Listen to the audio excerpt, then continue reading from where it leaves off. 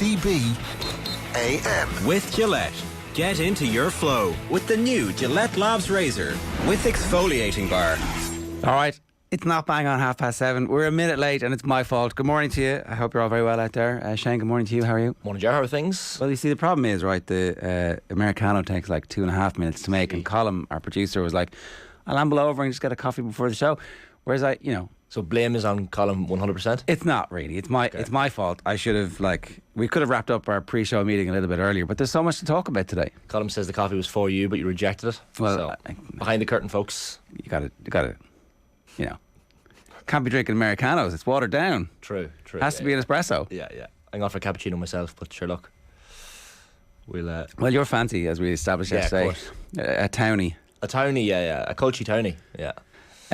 There's lots to talk about. Fury Joshua is going to happen. It looks like now it's official. We kind of heard rumblings of this over the last 24 hours or so, but it has been confirmed for December in Cardiff. Spurs got beaten in injury time last night. It was very Spursy. You have to say it was a bit Spursy, and they were bodied in the match report in the Telegraph, where it was like, even by Spurs standards, this was remarkable. You can't be still. We're not doing that, are we? We can't be surprised at this stage, to be honest, when something like this happens. Spurs had their chances, but it was one of those games where you weren't massively surprised when Lisbon got the goal laid on, and then the second goal was kind of just the final nail in the coffin. But I mean, there was a save from Hugo Lloris just before that, a world-class save, and then from the resulting corner, Sporting Lisbon took the lead. So it was kind of one of those goals that you're like, okay, that was kind of coming. Loads of pre-match hype about Marcus Edwards, who had been on the books at Spurs and then had gone away, basically completely off Broadway, and then eventually worked his way back up to Sporting Lisbon. And pre-match hype around this kind of stuff, you're like, okay, I mean, how good's he going to be? And then he goes on a Messi-esque run in the first half and nearly scores one of the goals of the season. Yeah, Pochettino, I think when he was younger at Spurs, literally described him as Messi-like, which was no pressure on a young kid's shoulders. But yeah, 8 years of age, joined Spurs, a few loan spells, one spell at Norwich. He didn't really have much chances at Spurs in his original stint there, but a move to someone like Sporting Lisbon, a team that has Champions League football, you would think for a 23-year-old English player is perfect. Because especially, I'd say when he saw the draw and he saw he was up against an English side, he's like, yeah, that's me in the shop window, that's me in the England window. And look, he did himself he basically put himself in Gareth Southgate's mind front and centre, you'd imagine. I'm not going to say he's in the World Cup squad by any stretch of the imagination, but he's one of these players now that he was directly asked in the interview after the match last night, look, would you like to return to the Premier League at some point? And he said, of course, that's where I'm from, that's my ambitions. And he kind of laughed off the England suggestions from the pundits in the studio. But there's not a hope that Southgate will pick somebody from outside the Premier League like that. Obviously Jude Bellingham's going to get in the team, but Bellingham is a phenom, right? If he picked him and he doesn't play, then it's a waste of a squad, and it's like, well, what are you doing shunning our Premier League? Can you imagine what the Telegraph would say? Yeah, if he picked an Edwards instead of a Sancho or a Rashford, it would just be disgraceful. But now it might be the right thing to do. He's a quality footballer.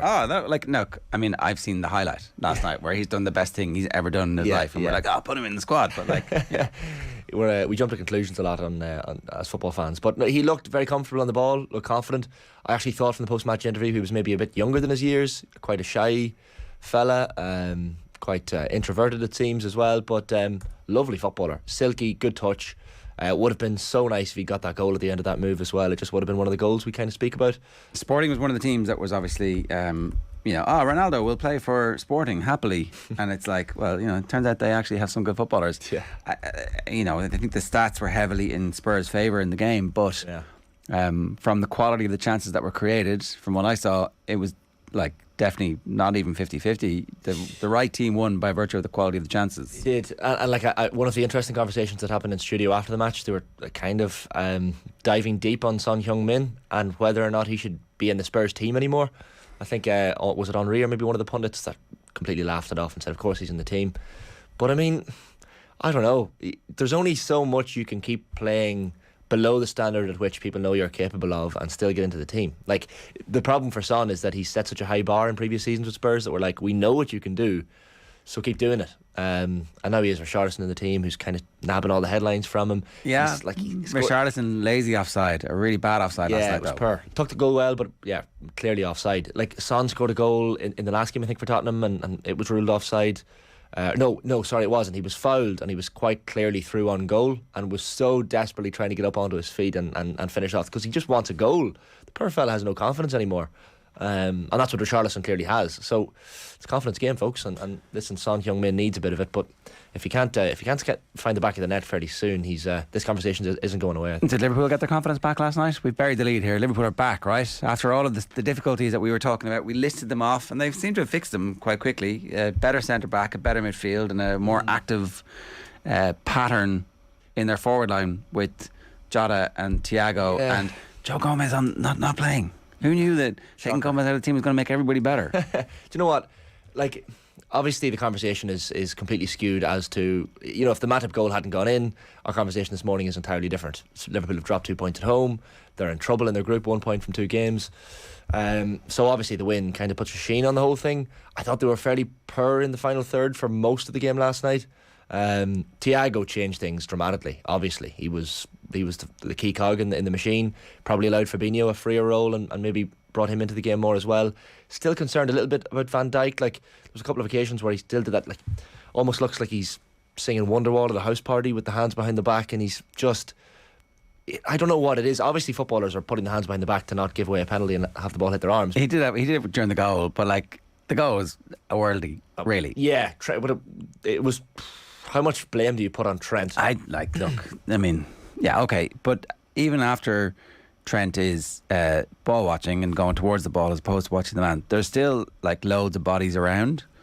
Yeah. You're going to concede goals. You are going to concede some goals. But from Trent, if you're a proper right back who knows how to defend, you're either moving right and cutting out the pass, or you're just sticking with the go with the runner, which is probably the more obvious decision. Go with the runner, but he has such an attacking frame of mindset that he's like, go get the ball.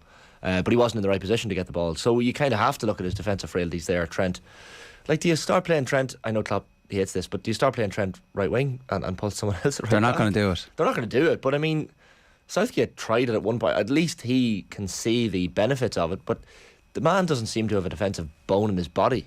It's like Ireland not putting bodies in at the breakdown and accepting that the benefit of this is knock on later. You have this incredible creative force at right back, and over the course of the season he's involved in 44 goals, which is 1/3 of all your goals over the whole season. You're like, yeah, okay, I'm going to take that. He's going to concede 5 to 8. I'm up 35 goals. What give me the maths. Using the ratio, yeah, but I just don't think it's a winning recipe. Like, Trent has done great things for Liverpool over the last number of years, but it's starting. It's not a winning recipe, okay. Well, sorry, it has been a winning recipe. Is he the youngest player to complete the of every available medal in football?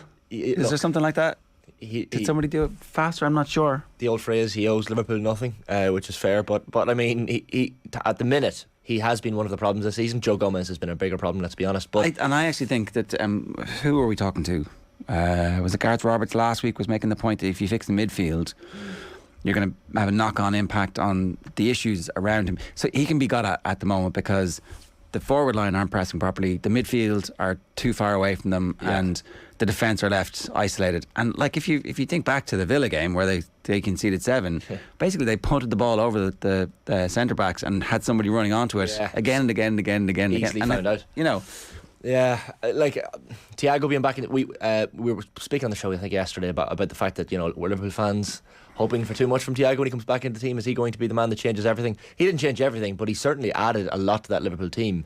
Jota, I thought, was good yesterday. I think Jota is really important to them, and like he's only going to get better and more fit. The questions around the £80 million man is definitely like he could do with a goal. Speaking of players who could do with a goal, like Salah's goal is very important for them, I think. When Nunez scores on the opening day of the season, you're thinking, quality signing, this is fantastic. But I mean, since then he struggled, and when you saw himself and Firmino coming on, I thought this is going to be the push to Liverpool leading this game. They eventually went on to win the game, so Klopp was vilified in what he's done. But I just don't know. Like, Tsimikas I thought was brilliant last night as well. Another player who's probably not mentioned enough, maybe, and very comfortable on the ball, does good things. added different dimension to Liverpool's team last night as well. Like Alisson was trying the kind of long pass out to the wing to Jota. They were getting a few chances off it. But yeah, the Salah goal, as you mentioned, that's important for his confidence. I mean, it's his fourth goal in all competitions this season, first goal in the Champions League in 7 or 8.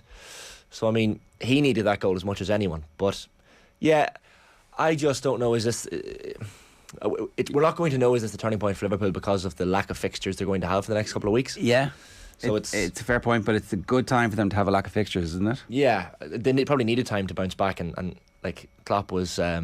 He was understated in the interview afterwards. I think he knows that this isn't the turning point for them. But I mean, they need a bit of time. They need more games. They need a chance to put things right. And I just don't think they're the finished article at all yet. But because if that game had been drawn last night, I mean, Daley Blind had a great chance with 10-15 minutes left, and he could have celebrated in front of the cop as a former Manchester United player and really ripped the piss out of them, which would have been a bit of a heart-wrenching one for the Liverpool fans to take. But I mean, the Mohamed Kudus goal was so good. Proper number 9 finish. There's not much Van Dyke could have done. I'm probably a bit harsh on him with the hands behind the back thing, but it's just something that's kind of, we're not used to seeing Van Dyke under pressure. And he kind of, in the post-match interview as well, alongside Matip, you can sense he's hearing the criticism. He's understanding that he's under fire a little bit recently, and he seems to hate it. He really hates it. I mean, look, maybe that's what he needs, It's a kick up the hole and he's going to respond accordingly. Well, he's not used to hate like that. I mean, if you're being called for 3 or 4 seasons the best centre-back in the world, and all of a sudden you're having a year where you're probably at fault for a couple of goals that Liverpool have conceded, people are almost taking the piss out of some of your defensive frailties, you're not going to like it. No. It's funny how the knock-on impact excuse me, it's funny how the knock-on impact of like 3 or 4 players playing well transforms everything. Yeah. If he starts playing well, and if Jota's in the team running around, pressing, creating chances for Salah, who then understands, I've got somebody who's on my wavelength. Yeah. And then you stick Thiago in the team. We were talking yesterday how quickly it can turn around, and I'm not saying it's turned around yet, but big win, big important win. They were clearly the better team, and yet they were also lucky to win, which is a very peculiar thing that you can say about Liverpool when they're at their best, is that sometimes they don't batter teams, and it does require a late goal, but they get so many late goals that you can't say it's an accident that those late goals happen. And you often have to talk about performance and how performance matters, and last night, like, the performance did matter. They were the better team. And if Liverpool had got the late winner last night and they probably hadn't been the better team, you'd have kind of questioned everything. But because they absolutely deserved the win, and Matip alongside Van Dyke is clearly the answer compared to... he's sensational. I mean, he's such a good footballer. And Thiago with the white boots, I think that adds a different dimension. Anyone who has ever worn white boots on a football pitch will know that it makes you faster. Automatically adds a few miles per hour to your max speed. So I think Thiago with the white boots is important. I'm interested to take Laro's take on the white boots situation. But different things clicking for Liverpool. Still more to go. You'd probably give them a grade of maybe B-. Yeah, and plenty of room for improvement. 7:44. Here's what's coming up between now and 10 o'clock for you this morning. We have Alanna Cunnane coming on talking to us about the situation in Galway. Mark Lawrence is going to join us at 8:10. We have the latest instalment of Virtual Insanity, which is on the hottest of hot streaks at the moment. We are going to start our countdown to the URC season. Going to go around the 4 provinces with Cian Tracey from the Indo, and then Tim Vickery was on the show last night. We're going to play out a little bit of that as well. A reminder, OTB AM brought to you live each morning by Gillette Labs for an effortless finish to your day. Shifty Lad says, good morning, lads. Becoming a good combination in the mornings. Upbeat at least. Have your own points of view. Enjoy your coffee, Ger, lashing it back there like a man. I think men and women drink coffee the same way, Shifty, but I get your point. Upbeat at least, or upbeat, at least have your own opinions. Or upbeat, at least have your own opinions. Is it a compliment? Is it an Where insult? do we go from here? Yeah. Will Southgate pick Ivan Toney? Asks Kevin McConnell. I think he's going to pick him for the friendlies, right? He has to stick him in now. Yeah. Like, if you were Southgate, you're sticking your man in the squad after his performance last night for Sporting. You're sticking Toney in the squad. You're giving them a run and saying you could be a bolter here for the World Cup in 3 months' time. Yeah. Because if you're in the form of your life, and I'm picking players who are slightly out of form, like, I mean, obviously I love Jack Grealish, but it's hard to stick him in the team at the moment, isn't it? Yeah, wouldn't be a starting player, but certainly you have to try out these players in a World Cup year. And like, I mean, he's closer to a team than Harry Maguire is to a team right now. You have to pick players that are playing regular club football, playing well for their clubs as well. Tony and Edwards are two of those players. So I just love the hullabaloo around the English squad picks, because there is no squad in world football, international or club, that there is so much analysis. Maybe understandably so. English people love their football, but there's just so much in it. And Southgate is a demon, no matter who he picks and leaves out. Todd Bowley's in the papers today, talking about an all-star game and north-south game. Now, I'm not sure he's actually right. So he's saying that in Major League Baseball they make $200 million from a Monday and a Tuesday, right? And that's the all-star game. And he's like, well, we could do the same thing. I think it's a bit of a throwaway comment, but actually he was also talking about the relegation being decided by a 4-team tournament at the bottom of the Premier League rather than straightforward relegation for the 3 clubs, right? Yeah. Which is far more radical than the North-South game. North-South game doesn't really matter. It's like just an excuse to whatever. And will it happen? I don't know. I mean, my immediate response is the Charity Shield already happened and is supposed to be raising money for charity. And then Soccer Aid is a thing which is completely separate to football, but actually does raise loads of cash and is kind of the English equivalent of the North-South All-Star game without having the superstar players. Yeah. Do you know? But it's the All-Star game that's grabbing all the headlines. Like, even Klopp was asked about it after the match last night. He says, does he want to bring the Harlem Globetrotters as well? Yeah, and no one cares about North-South. No, not really. So it's London versus Manchester and Liverpool. And Man United and Liverpool and City all playing the same team. That's a bit ridiculous, isn't it? I mean, against London clubs plus Wolves. You'd be interested in seeing it, but like, it's going to be squads of 22 players and a different 11 at half time, and no one cares. The outcome doesn't matter. Players don't care, fans don't care, the managers, whoever the managers will be, don't care.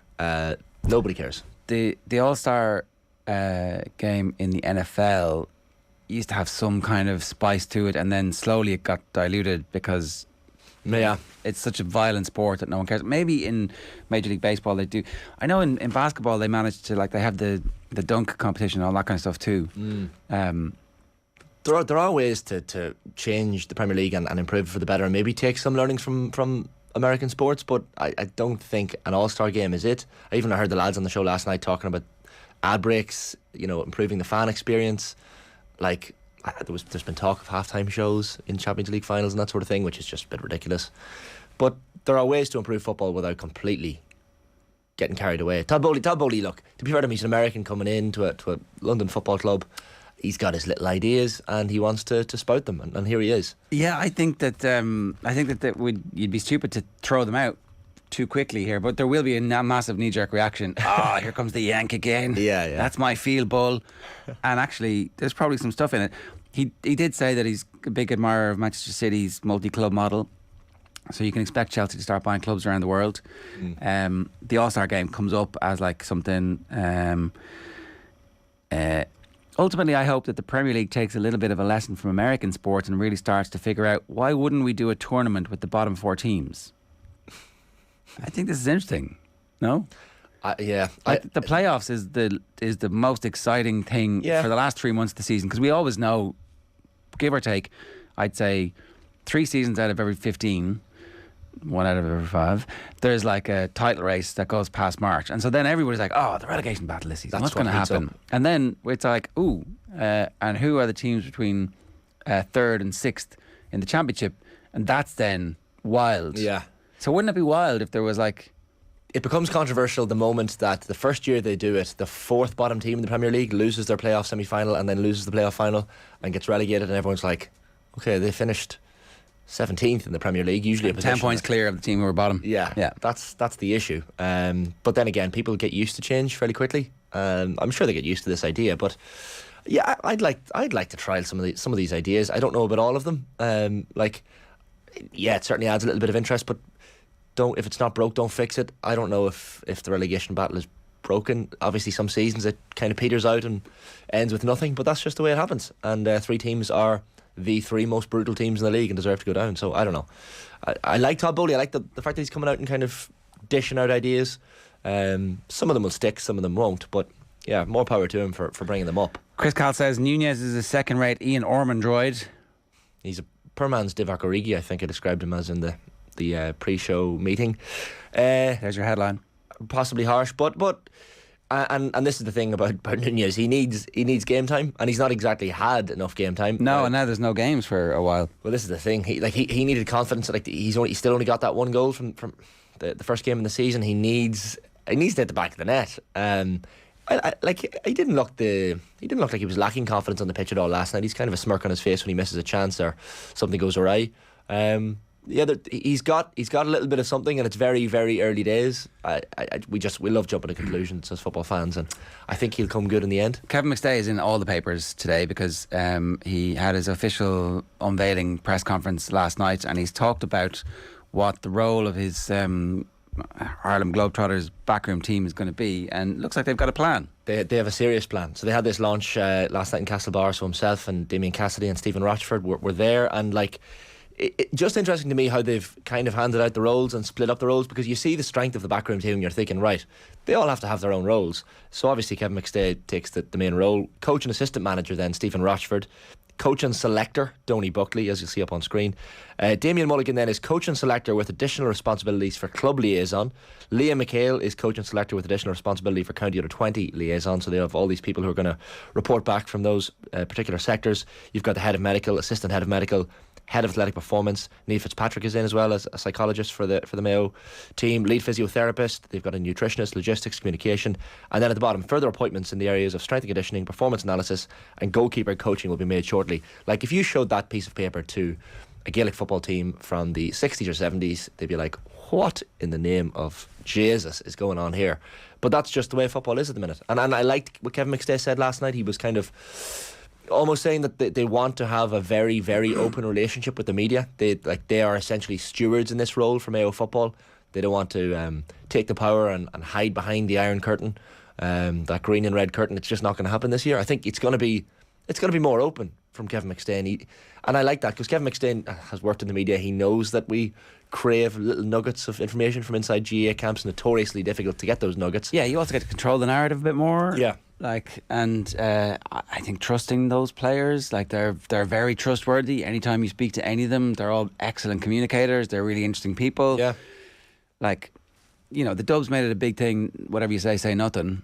And then they retire, and it turns out they're all when in that intervening period between them winning the All Ireland and the league starting again, you'd realise that they're all great fellas. And did we really benefit from them? Going down to Carlo is really going to be a tough game for us. There are better ways of saying that. Yeah, be more open.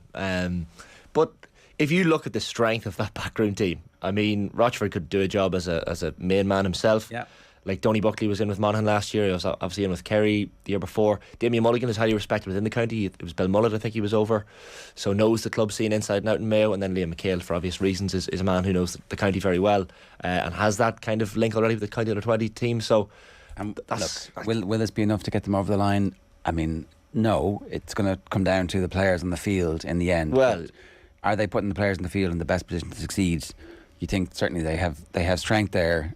Well, at least they have a management team in place, and you're hearing rumours this morning, the Irish Independent reporting as well. Conor McKeown talking about a couple of names in the ring for Donegal and Monaghan. That go on, yeah. Rory Kavanagh might be the man in Donegal. I think Rory had initially turned it down, had he? He had, but it's funny, as the longer that these vacancies lie open, names come back into the fold, and maybe people change their mind. Situations change over a matter of weeks.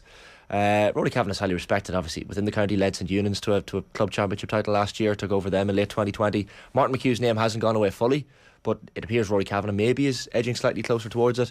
An ex-player as well, seems to be the man in the mix in Monaghan this morning. Now that could change by tomorrow morning, but Vinnie Corey is the man mentioned, still playing club football with Clontibbert. He was on Banty's backroom team as a selector, so it's continuity to some degree. An inside man as well. So interesting that Donegal and Monaghan both going for the pension, potentially going for the inside. So you think man. This is it now? Is that your understanding? Is it Finney's to turn down? Well, the talk is Monaghan will. The county board seem to think they will have a manager within the next 10 days. Okay. So that is. It's not that fast. It's not that fast, but they've said within 10 days there will be a new manager. They should get Pádraig Duffy involved in the backroom team, shouldn't they? Somewhere, absolutely, some kind of 100% manager. The way that rugby teams have managers to look after logistics and stuff. There's so much. There's a lot of people within Monaghan. We mentioned Niall Moynihan yesterday, but there's people within Monaghan that you could utilise, and certainly those are two. Pat Flanagan as well. I think seems to be the name. Kind of, his name hasn't gone away from the Roscommon post. So the three Division 1 counties desperately looking for managers, but appear to be closing in. Now, if we're still sitting here this time next week and Monaghan haven't got it over the line, I'll be starting to cry. Writing more slightly. poetry? Yeah, possibly writing more A song. I want a song with a guitar. Right. Can you play guitar? And boots. If you can play the guitar, I'll sing along. Unfortunately, badly. not even one chord. As a Garth Brooks fan, Let alone 3. All right, 7:55. Fury only wants the Joshua fight because he knows he'll win. Coming out of his BS retirement should be for a bout with the Ukrainian who's up for it. Joshua's not the fighter he was a few years ago. Who's going to pay to watch this fight anyway? Well, I'm definitely going to pay to watch that fight. There's 100%. I think, and a lot of people are in the same boat. We want to see it. Joshua has it all to lose. Fury's going to kill Joshua. Yeah, I don't metaphorically, obviously. Sorry, I shouldn't have used that language, but he will batter Joshua, and it'll be a good fight. Yeah, like Joshua, I actually was really enjoying the Joshua Usyk fight the last time out. Myself and a few friends went over to the house to watch it, and he was very good, Joshua, throughout the fight. It was just the post-fight antics that you were like, please. Well, he must have been very badly concussed. That's why maybe people shouldn't have a microphone stuffed in their face after going 12 rounds with a heavyweight boxer. No, it's true. And look, there's a myriad of reasons why somebody might behave like that in the aftermath of a fight. 7:57. Let's turn our attention to football in Galway. Alanna Cunnane has been covering this story on the latest episode of Coigig, and there's been developments in the last 24 hours or so where Galway United have issued a statement about the fact that there may or may not be a senior team playing in the Women's National League next year. Alanna, good morning to you. How are you getting on? Hi guys, how are you? A little bit confused, I have to say. I read the statement from Galway United saying, we are united, we'll continue to be united, and we're very interested in making sure that we have women's football in the club. But they didn't commit to having a senior team playing in the Women's National League next year. What's your understanding of what we're supposed to read into Galway United's statement yesterday? Yeah, I think it is widely believed that Galway United will be the ones to hopefully take over Galway WFC. But as you say, there was kind of a bit of contradictory language in it, in that they say they fully understand the significant challenges, both financial and operational, associated with fielding a senior and underage squads on a national level. So kind of letting it be known there that they do realise it's a lot of money, effort and personnel that'll have to go into this if it does go ahead. So you'd wonder, is that kind of a cry to see, can they get some people involved? Basically, from what it can be understood from the existing board, there's kind of 5 people there, and they seem to kind of have said that while they've done all this great work, and which they have, that they don't seem to be interested in kind of continuing on. So it'll be kind of interesting to see what happens there. Also interesting that they've mentioned that that they have to field the 3 teams. So that would be incorporating as well, I presume, the under-17 and the under-19 teams, which have a serious amount of young talent as well. But you'd wonder, there was no view there to kind of a longer-term thing as to academies or that kind of thing. And you'd also wonder, if they were to take on the same people that have already been involved, would the kind of same lack of forward thinking maybe stick around with that? We saw what happened with Reef Fahy, who everyone, including myself, thought it was a great appointment. But as we all know, that didn't last too long. So yeah, kind of a contradictory statement in that they say their development are committed to the development of women's football in the area, and that they'll now begin the process of dialogue. But you just kind of wonder why that dialogue hadn't happened before the original statement from Galway WFC was released. Yeah, it from the outside, this appears like there's a bit of brinkmanship happening where the club have decided that they can't continue, and I don't know, is it to maybe accelerate the process where they button up against some kind of frustration that Galway United weren't automatically stepping in? Is it a way of making everybody in Galway aware of the fact that actually an opportunity exists here, or potentially a bit of a disaster exists here for women's football, and unless everybody gets their heads together really quickly and somebody comes in and shows some leadership, that nothing's going to happen? Were they shaming Galway United a little bit into getting, okay, this is actually real, this is happening, and unless you step in and fix this, nothing's going to happen? Is there an element of that? I think there is a little bit, like you say, kind of a bit of a bargaining chip, but in that same realm, it is kind of a bit interesting, because it's like when teams put in an interim manager until the end of the season, because like nobody knows where their long-term future lies. And then also in the short term, they've brought all this media attention upon themselves that could well have been avoided had that dialogue taking place behind the scenes. But in that, like we're saying, it looks like that may have come about as a result of maybe trying to jolt that into action from Galway United. It would be an interesting one to see them take it over. Like there are 10 teams in the Women's National League right now, and seven of them are affiliated with men's sides. I suppose that kind of raised questions as to whether they should be mandated to be affiliated. But then you have the likes of Peamount United, who wouldn't have a male equivalent. DLR Waves would kind of play at the Belfield Bowl, so you'd think that the obvious option would be UCD. But then it's like, are the FAI insistent that they persist this one club kind of model? Because there are other teams, and we talked about this on Coigig, trying to get into the Women's National League for a number of years now. Shamrock Rovers and Cove Ramblers, I think, just to name a few, but there's lots more too. And all of those have to have proper academy structures to enter, the right coaching systems. And even then they might not get the opportunity, because I know they're not keen to let a load enter in one season and see a few of them collapse, like let's say like happened Kilkenny just a few years ago. So yeah, obviously that mindset can't be enacted retrospectively with the likes of other teams already in the league. But it is interesting that if they were to form as like a completely new entity, and I'm not saying that applies to Galway in this case, that they would have to have all these kind of structures in place. It's funny, like Alanna, when the statement came in yesterday to the office, I think 3 or 4 of us all read the statement and saw it in maybe 3 or 4 different ways in terms of what it meant. Like, obviously we don't really know at this stage, but like, would you take from the fact that the statement has been released that it is more likely than not that a team will be put in next season? Or would you say that Galway United are releasing this statement maybe because of local pressures being linked with them and taking over the women's team? Or is this a positive step? Yeah, I'd say it's quite likely, let's say, that this will actually come off, because even from what you're kind of hearing, but is a lot of local investment, like you were mentioning there at the start. I know I saw a lot of local Galway councillors and local people in general were very active on Twitter saying that this would be such a shame, and it would be a disaster if Galway WFC weren't to enter next year, given all the talent that they have. And like, they've been in the league for, I think it's 10 years since the inception of it now. So really, like, it would be a disaster to see them not come out for that. Just an interesting one as well, though. I saw there on their social media just yesterday that they are looking to do some fundraisers to fund the remaining, I think it's just 5 games. They're looking to do a golf classic fundraiser. So you'd wonder how bad the situation is there. I know there was quotes during the week from the chairperson that said that they won't get change out of 160,000 this year. I'd just love to see how that compares to other WNL teams. I know we probably wouldn't get that, but like, there is a FAI grant they get there of about 50,000, I believe, and then they have a lot of sponsors. You can even see on the original statement. So I just wonder how that will compare to other WNL teams. And I'm not saying that the investment shouldn't be there; it absolutely should. But just where are they making use of the money?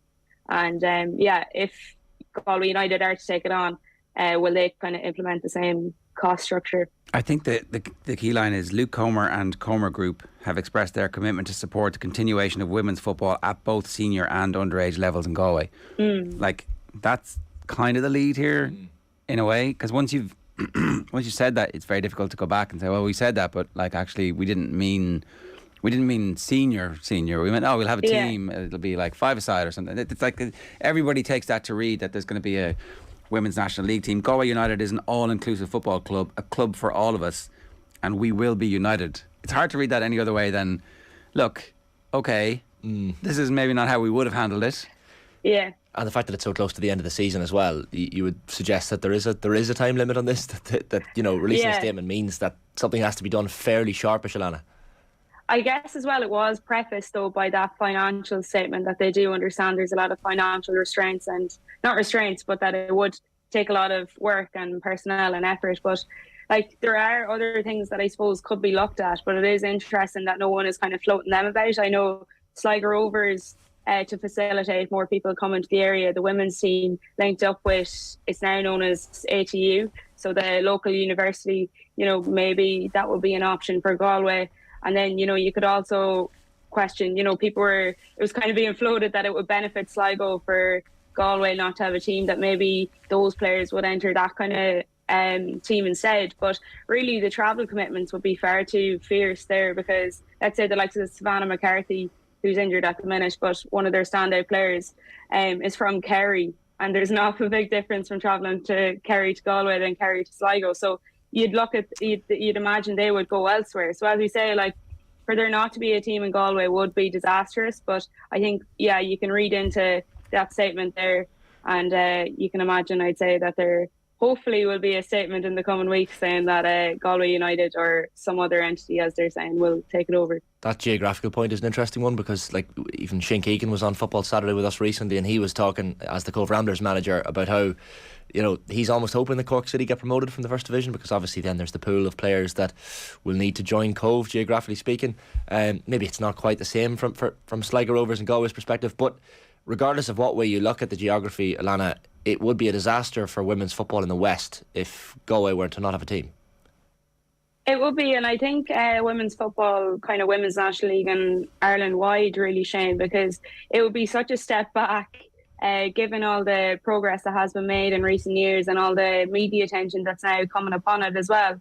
I think it's interesting because, we're seeing so many players go overseas, and obviously there is quite a lot of, let's say, pressure on the most talented WNL players to do so. If they want to have hopes of getting into the Irish team or anything in that kind of regard, they'd kind of have to do that. But there are other options as well. Like, we have so much homegrown talent, and while they are well capable of going overseas, there's this likes of the Sky bursary program now. I'm pretty sure they announced that Ella Malloy, who's actually one of the under-19s, and you'd see her listed in the senior team. She plays for Wexford.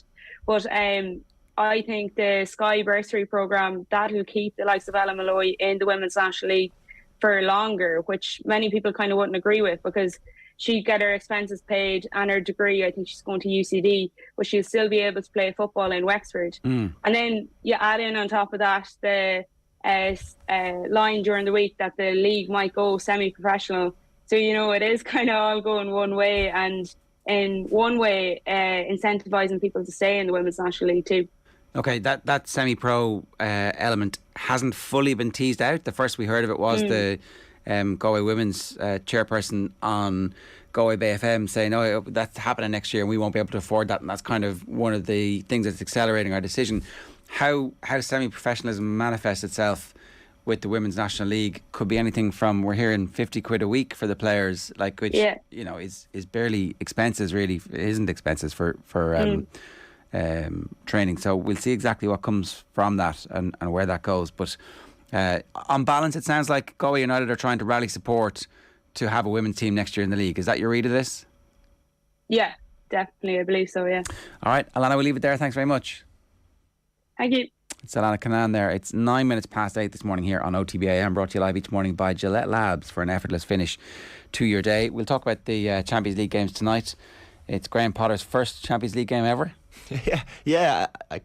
Well, I suppose you shouldn't be surprised unless he supports a club, but hasn't ever attended. It's not like even as a tourist go to. Yeah, you'd think even as a manager you'd maybe go down to one that's close by at some stage. I'm going to be tuning in to the Rangers game to see what exactly happens after the minute silence for the Queen. Will someone press the button and get the national anthem going? Not Flower of Scotland, of course. The other national anthem, the God Save the King / Queen. That's going to be interesting.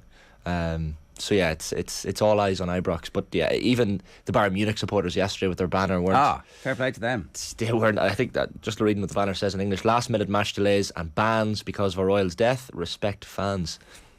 I mean, it's hard to disagree with them when you get the last minute cancellations and you've booked your flights and accommodation. The banner was in English. Sorry, the banner was in English. Yeah. Well, that's why I was able to read exactly the translation so well. It's interesting, isn't it? Yeah. They're like, we want this. We want everybody to realise this, and we're making a statement that's not just about us. It's about everybody. Yeah. You got to love the German football fans. They've got it going on. Heart and sleeve. So Mark Lawrenson is up next, but during the ad break you're going to hear a clip from the latest episode of Coy Gig where Karen Duggan and Kathleen McNamee joined Alanna and talked about Peamount's narrow victory over Shelburne at the weekend. We obviously were talking about the goal yesterday The Koi Gig Pod on OTB Sports in association with Galway WFC, official snack partner to the Republic of Ireland women's national team. Back after this.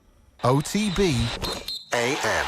This is OTB Sports Radio. OTB Sports Rugby. Far from everyone thinks that I'm the best that's played. Give or take. That's kind of that's how you're defined, that's how you're remembered, that's how you're regarded. That's you're kind of happy enough that that's how you're known forevermore? No, I prefer to be second or third. Of course. Subscribe to the rugby stream on the OTB Sports app now. In happier news, I'm going to give you your moment because it was a big weekend for you, wasn't it? Yeah.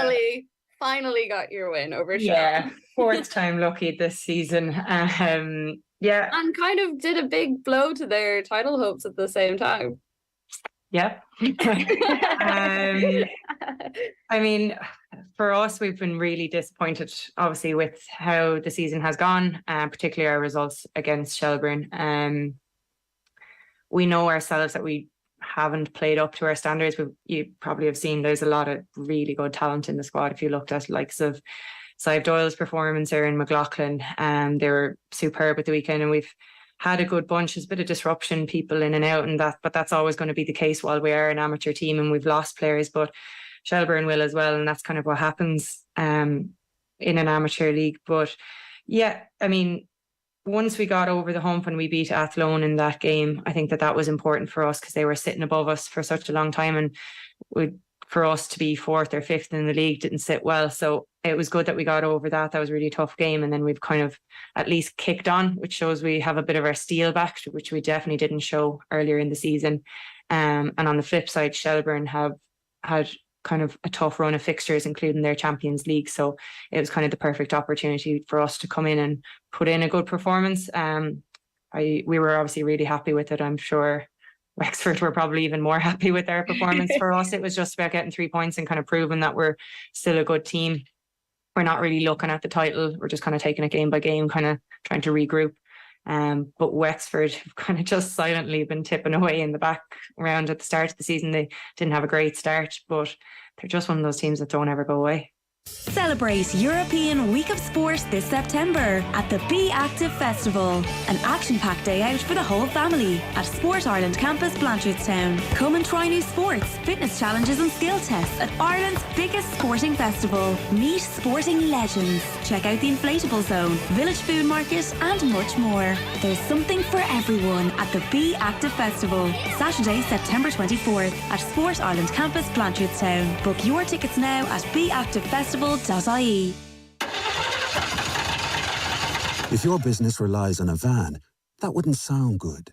But this does. Get up to 75% off van insurance. Now available in FBD branches nationwide. FBD Insurance. Support. It's what we do. 75% no claims discount based on 5 years claims free. Available on new van policies used for farm or business purposes. Terms and conditions apply. Underwritten by FBD Insurance plc. FBD Insurance Group Limited, trading as FBD Insurance, is regulated by the Central Bank of Ireland. OTB AM. With Gillette. Get into your flow with the new Gillette Labs Razor with exfoliating bar. Right, it's 14 minutes past 8. We're turning back to football. Are Liverpool back? That's the question after a 2-1 home win last night against Ajax. Mark Lawrenson, good morning to you. How are you? I'm good, thank you. Obviously, a little bit of relief as much as anything. Yeah, what's the relief? What's the nature of the relief? Is it about the returning players from injury, the quality of the performance, the result, a bit of all three? Result. Because if you think about it, if we'd drawn 1 point from 2 games, wouldn't be good, wouldn't be healthy. So I think just the fact they got the game over the line and got the points as much as anything. Performance was better, but then, it needed to be a lot better, didn't it? And I think you could see by Klopp's reaction at the end of the game as well. It wasn't the old beating of the chest, running to the cop. It was just one of utter relief and live to fight another day, basically. We've been talking about the problems that Liverpool have day in, day out now, basically since the start of the season. And yeah, they did seem like, on the whole, if you were to take them all together, fairly insurmountable. The energy's gone, the control of midfield is gone, the defence is in trouble. The only one who was actually playing quite well was Alisson, was the general consensus. And then last night you add in Jota's energy, you add in Thiago's control, and Joel Matip comes back and it's like, well, actually, all of a sudden, all those problems seem to be disappearing quite quickly. Yeah, they're not disappeared, have they? But they've minimised the problems, most definitely. I mean, Matip has always been, for me, the best player to play alongside Van Dyke, because Matip is very much a player who kind of plays for himself, and I don't mean that in any other way. It's just that he has to concentrate on himself to get the performance. So, he can't worry about the centre-back playing alongside him, which is Van Dyke. Thiago, when I think him, I do think he's brilliant. So, you look around the dressing room last night before you come out to play, and you look in, Matip's there, Thiago's back, Jota with his energy and his ability to ghost into space and score goals, and all of a sudden they looked a better team. But, it's progress. But that's why Klopp, I think, reacted the way he did at the end of the game, which was, yes, boys, 3 points, but you know what? We need to up the level of intensity, most definitely. It's hardly groundbreaking, Mark, for us to dwell on how big an impact Thiago has when he's in that team. And spoke about the white boots earlier as well. He just looked the part. I don't know if you were a white boots man back in your day, but he controls the game, and he allows the likes of Fabinho, for example, a little bit more freedom. He makes the players around him look and play better. Well, I think it's one of those, when you play with an outstanding player, you're looking all the time to try and help him, because if it's possible at all, he'll get the ball to you. That's the most important thing, especially if you're one of the front three. You look up and see Thiago's got the ball, and you start your movement because you think, he's going to find me. And he makes such a difference. It's now a matter of trying to keep him fit, because without him, we lack so many different things, but we lack the fact that, he creates opportunities. He makes the game look easy as well. He gives you the ball where you want it, not where he wants to pass to you. So it's a big difference. And just on the white boots, I think the first two weren't they Tommy Smith and Alan Ball? Tommy, obviously, Liverpool, and Alan Ball at Everton, I think you'll find. So way before my time, gents. And did Tommy Smith get kicked in the air a lot for wearing white boots? I would say never. Because they were too afraid of getting kicked back. They'd probably already been kicked before they even thought about it. Don't worry about that. The Jota being back in the team is important and really interesting. It's a terrible comparison, but he reminds me a bit of Dennis Irwin in that, you always know he is going to play at the exact level that he's capable of, and he's always going to be dependable, and that's a very, very high level. So if you stick that back in the team, and particularly the relationship that he's had with Salah, it's like Salah just felt a bit more comfortable last night, because he's looking up and he's like, oh, I know you. I know what you're going to do here. Yeah. No, he's a really good player. I mean, there's no doubt about it. And it's just the other thing, he'll get you a goal, which is important because he's in the front three. He goes into positions in the box. He's extremely good in the air for a man with, obviously I don't even think he's about 5'10", something like that. So maybe not even that. And he's as you say, I mean, if you get 10 outfield players, 7.5, 8 out of 10, with the quality that Liverpool have, they'll win the majority of the games. It really is that simple. And I'm never a big stats person, but it's got to be, because if they're all getting 7 or 8 with the ability that they've got, then they're outstanding players, and that makes it, therefore, an outstanding team. Klopp talked specifically about how they were not as compact this year as they have been in previous years, and everybody's been pointing to the fact that they've been running far less than their opponents. Which is first, the chicken and the egg? Is the team not compact because they're not running? Are the team not running because they're not compact and everybody's doing their own thing? I just don't think they're working as hard as they did last season or in all the seasons underneath him. And I think they miss, from that regard, obviously they miss Henderson, who, I don't know what his stats are, but he seems to cover every blade of grass. It's at that level, it's like 5% difference, and that 5% difference is either good or bad, depending which way it is. So, look, he's now got, I think, 1st of October, Brighton at home is the next game. So he's got time in terms of most of the other injured players to try and get back. Also, the ones who've just got back in the team to kind of up their running stats in training, etc. So he'll feel so much better, because he's now got a little bit of breathing space in which to try and improve the team in terms of obviously chasing the opposition down and making it more difficult. I mean, I thought they should have all played last Saturday, to be honest with you, which we all understand what happened, but why the Premier League didn't say, okay, day of mourning Friday, and then obviously at the games on the Saturday, God Save the Queen, all those kind of things, everything, and black armbands. And you know what? I think crowds would have been fantastic. But anyway, that's gone. So that's going to cause a problem further down the line, though, of course, because this weekend they don't play again because there's not enough police, apparently, to go to Stamford Bridge and look after the crowds. So you do worry because Klopp hates it. He hates that fixture congestion. With fixture congestion, every 3 games played comes injuries. And we know that the problem is at the moment, they're in the predicament, if you want to call it predicament, of that because they've had all these injuries. It's funny, Mark, he's obviously not afraid to cull players where needed, Jurgen Klopp, and I think he referenced after the Napoli defeat that maybe 8 players of the 11 weren't up to scratch. And look, he wasn't afraid to drop James Milner, Darwin Núñez as well, didn't start again last night. Rightly so from your perspective, per Núñez sitting on the bench, but he probably needs a little bit of game time. He's not going to get that, as you said, in the next couple of weeks, but he needs a bit of confidence.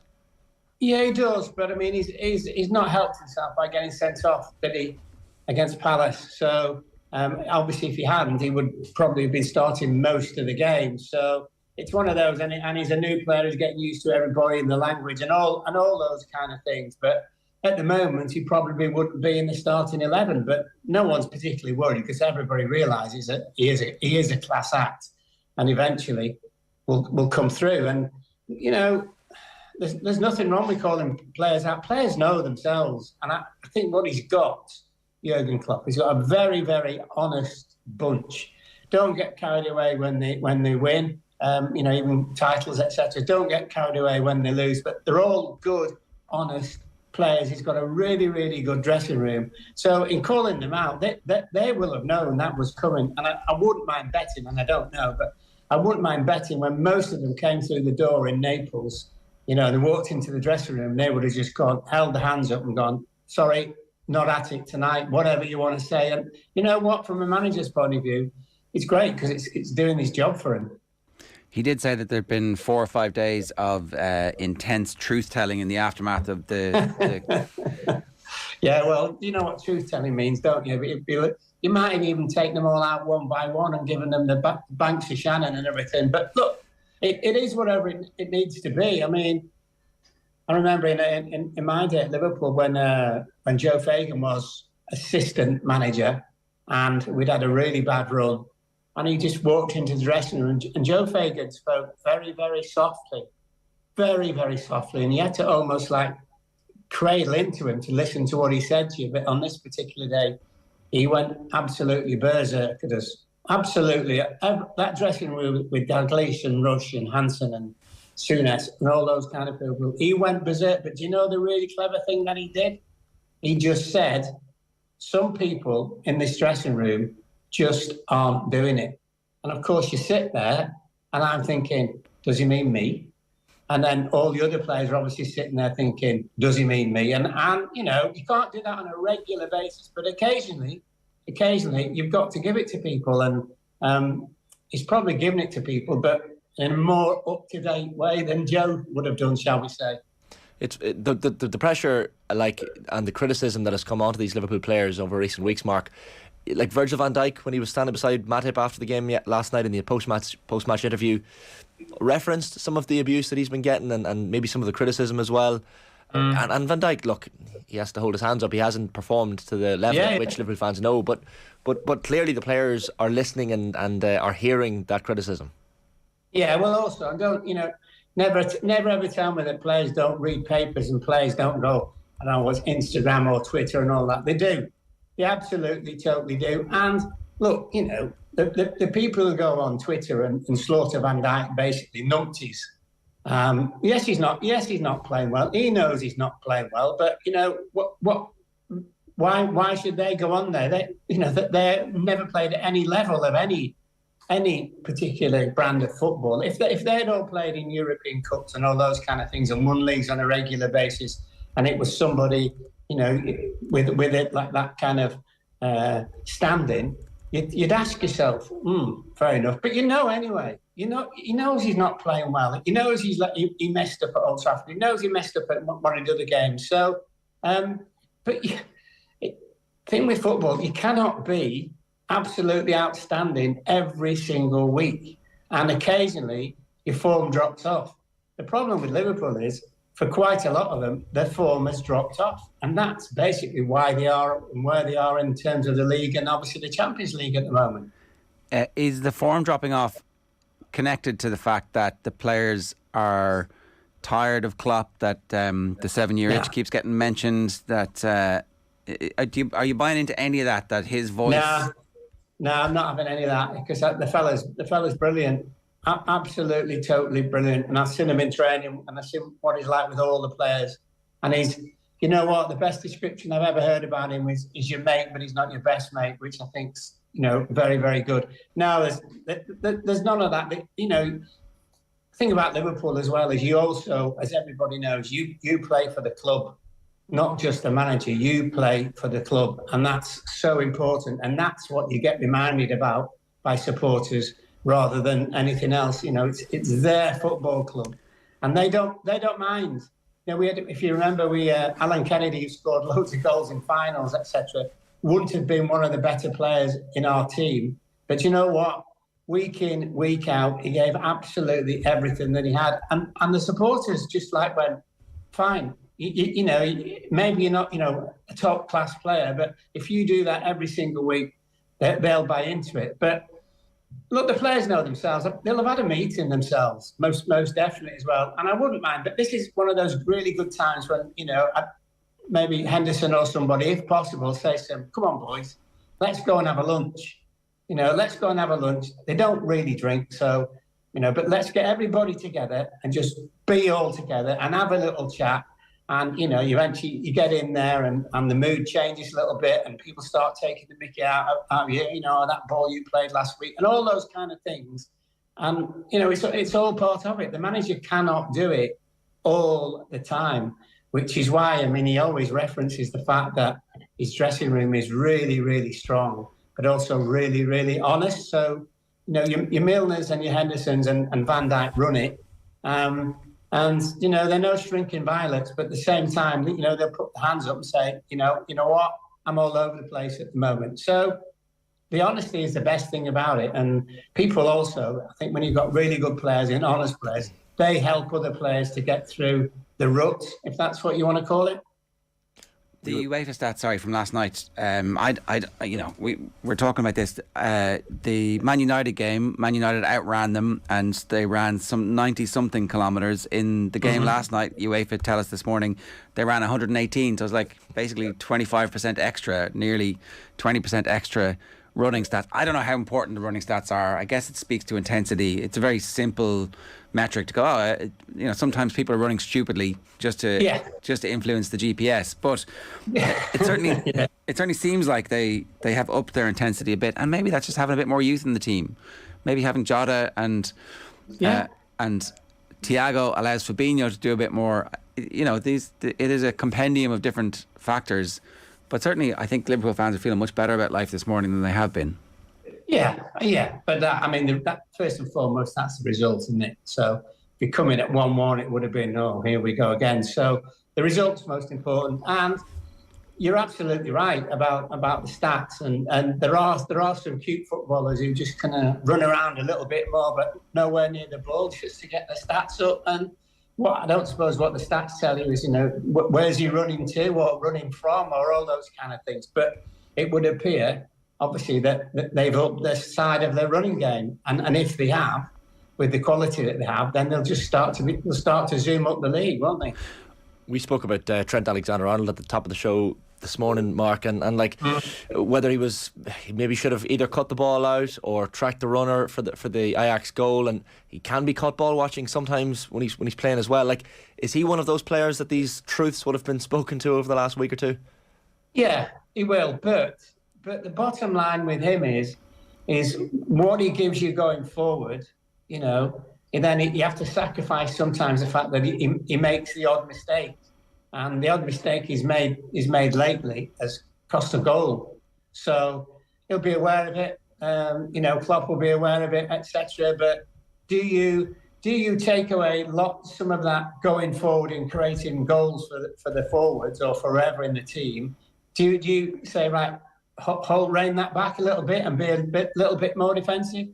I think Klopp just realises, he knows that, he's far, far better when he's running forward and playing and picking his head up and picking out passes, etc. And he's not the best defensively. If he was, he might be one of the best players in the world. Well, should they change his position? Like, is there any way to kind of adapt to his defensive frailties in over the last number of weeks and kind of play him in a more forward role? No. We've had this discussion loads of times, and people say play him in midfield. It's completely different, because when you play in midfield, a lot of the time you kind of side onto the game. You're not looking at the game, dead straight on, which is what he does. I mean, he's an outstanding fullback in terms of going forward. Absolutely brilliant. And he has been since the first day he came into the team. They will work on him in training defensively, but, it's one of those. Sometimes you have to accept a player for what he is. And then maybe, I think defensively he's always better when Henderson's played. Because Henderson realises when Trent goes forward, he just sits in. He just sits in for him, even though he sits in, but he's in the other half, and he's capable of getting back if there's a problem. And the other thing as well would be that teams have worked out that you ping that ball, that diagonal ball, into the area where he's left, and one of your forwards is onto it, and you get a little bit of joy from it. But look, they're not going to change him, and they will work on him defensively, and they work on everybody defensively as a team and the shape and everything. But they've just got to sometimes accept the fact that as brilliant as he is going forward and being creative and even scoring on a regular basis, he occasionally makes mistakes at right back and lets other teams in. With the international break coming up, Henderson's injury probably means he won't be in the England squad, and it looks unlikely that Trent is going to be in the England squad, so they have to get plenty of time over the next month to work on him and kind of iron a bit of that out. And off the back of this victory, there's a confidence, and so you think that, I don't know, it does feel like they're back a little bit, and while he's going to be annoyed about the run of fixtures that they have at the end of the season, if they're in form at the end of the season, those fixtures will feel, relatively straightforward to them. Well, and also, because, and we spoke about this before, is that, the kind of end of season to the start of this season was really, really short.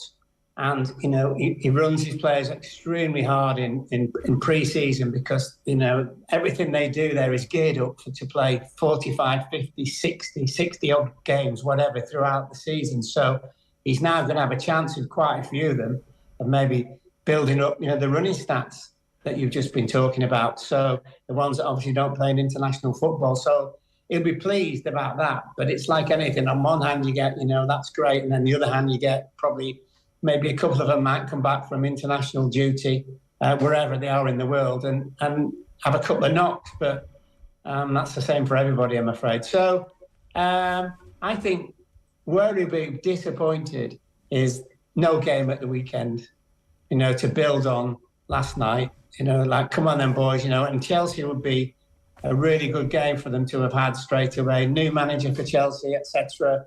Great expectancy, but not playing particularly well. And it would have been a great game for Liverpool because it's just, come on, boys, now, see what we did in midweek. Let's go again.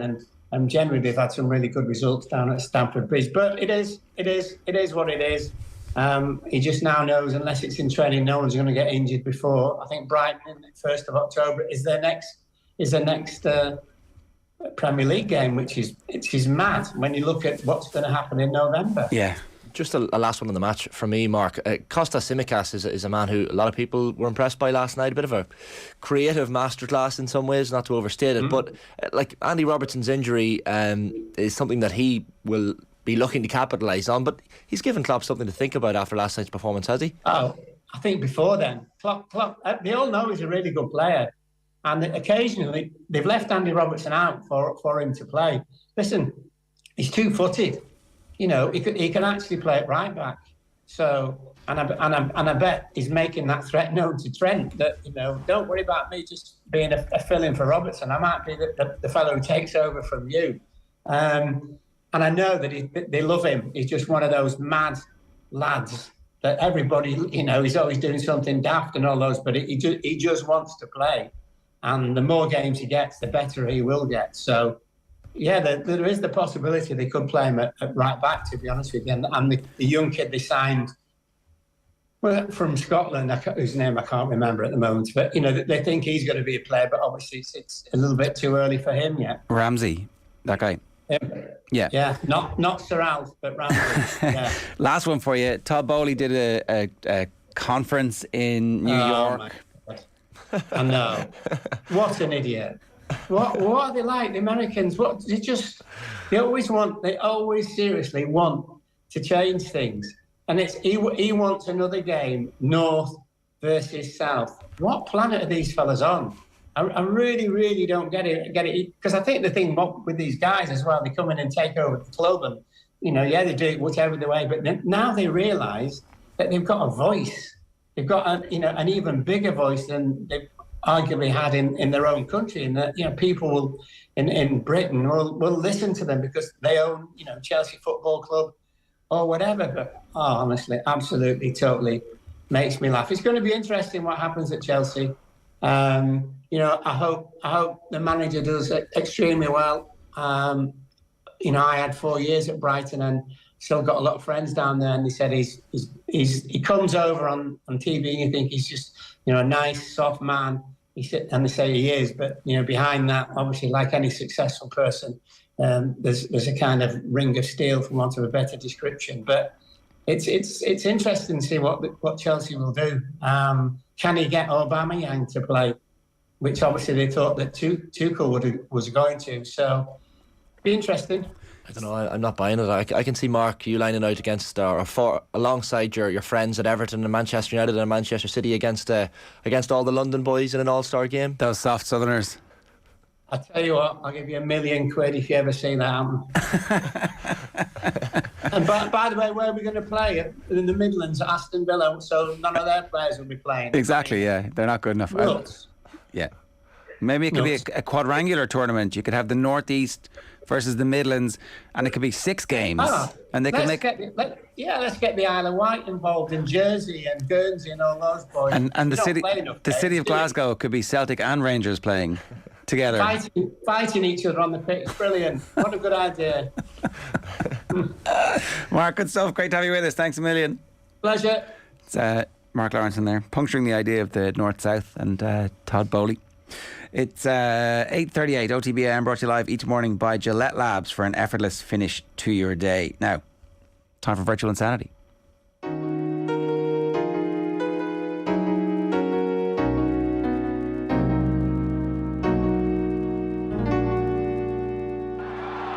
You have entered Power Drive. Oh, wow!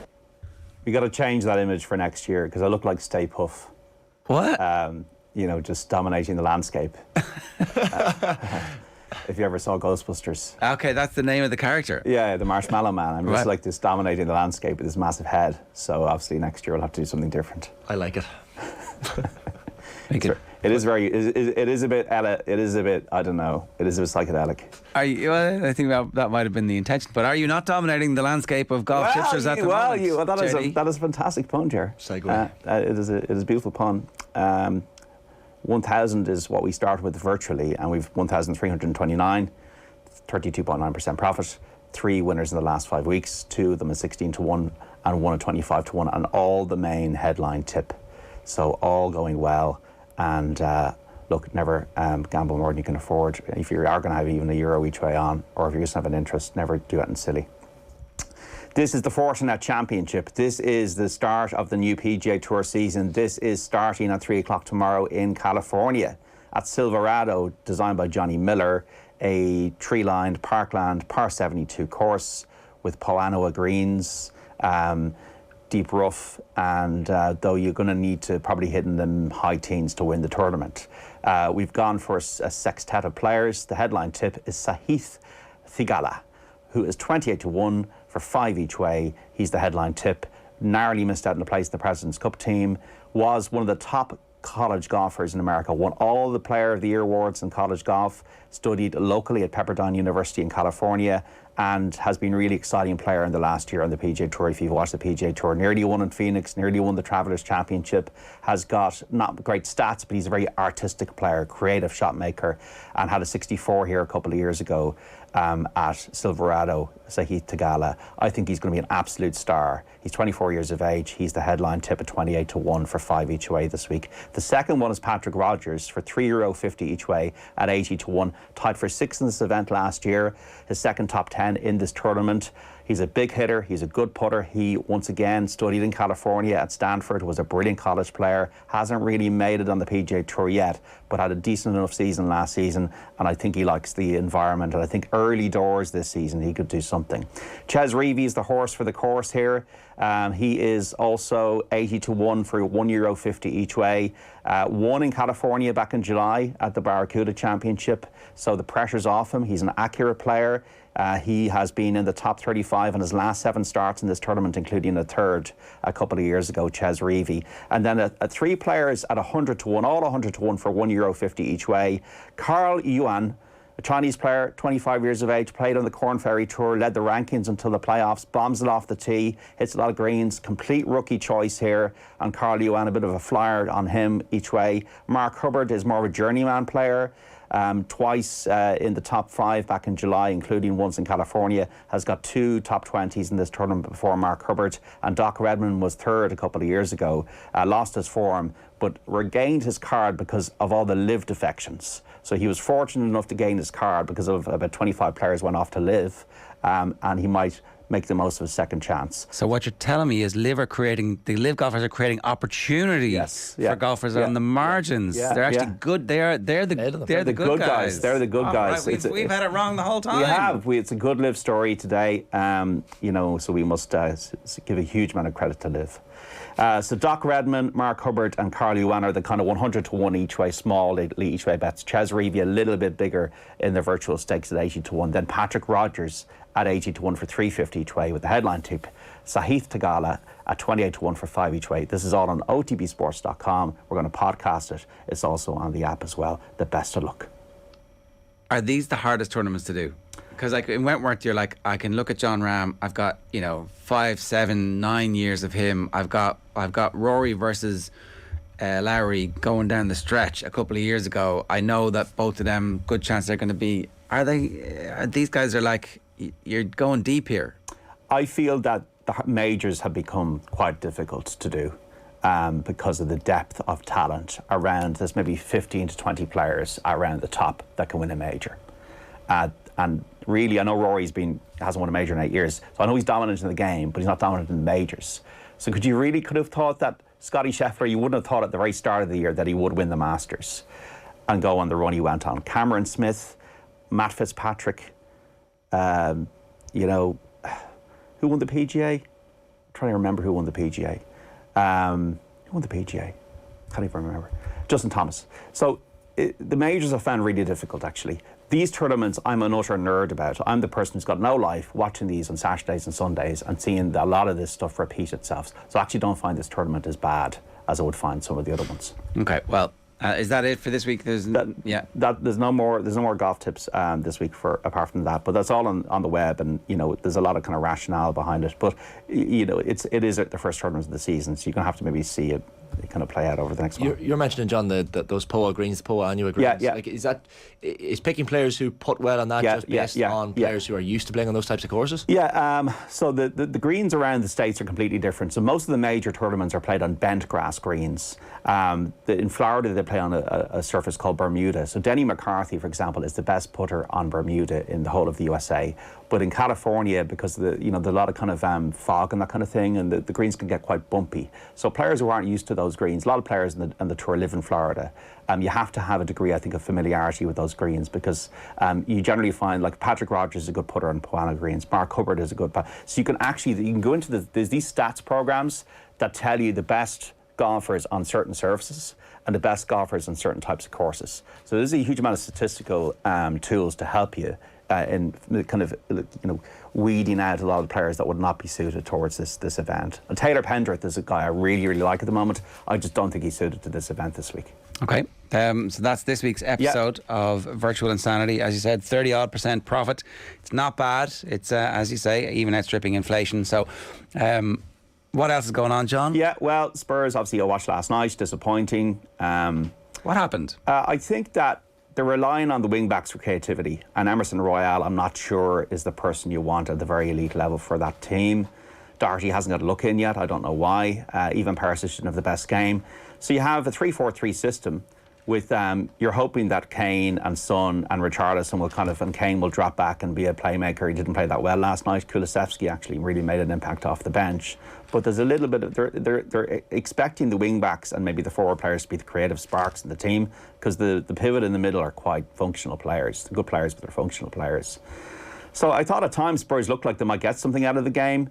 But they lack a bit of, I would call it, zip in the team. They're a bit laboured in their build-up. They're a bit laboured in their play, and they've only really probably played well for a game and a half this season. The first game against Southampton and the second half against Wolves. So I don't know what the deal is, because Youngman's Son has completely lost his form. I don't know why. Again, maybe he's trying too hard.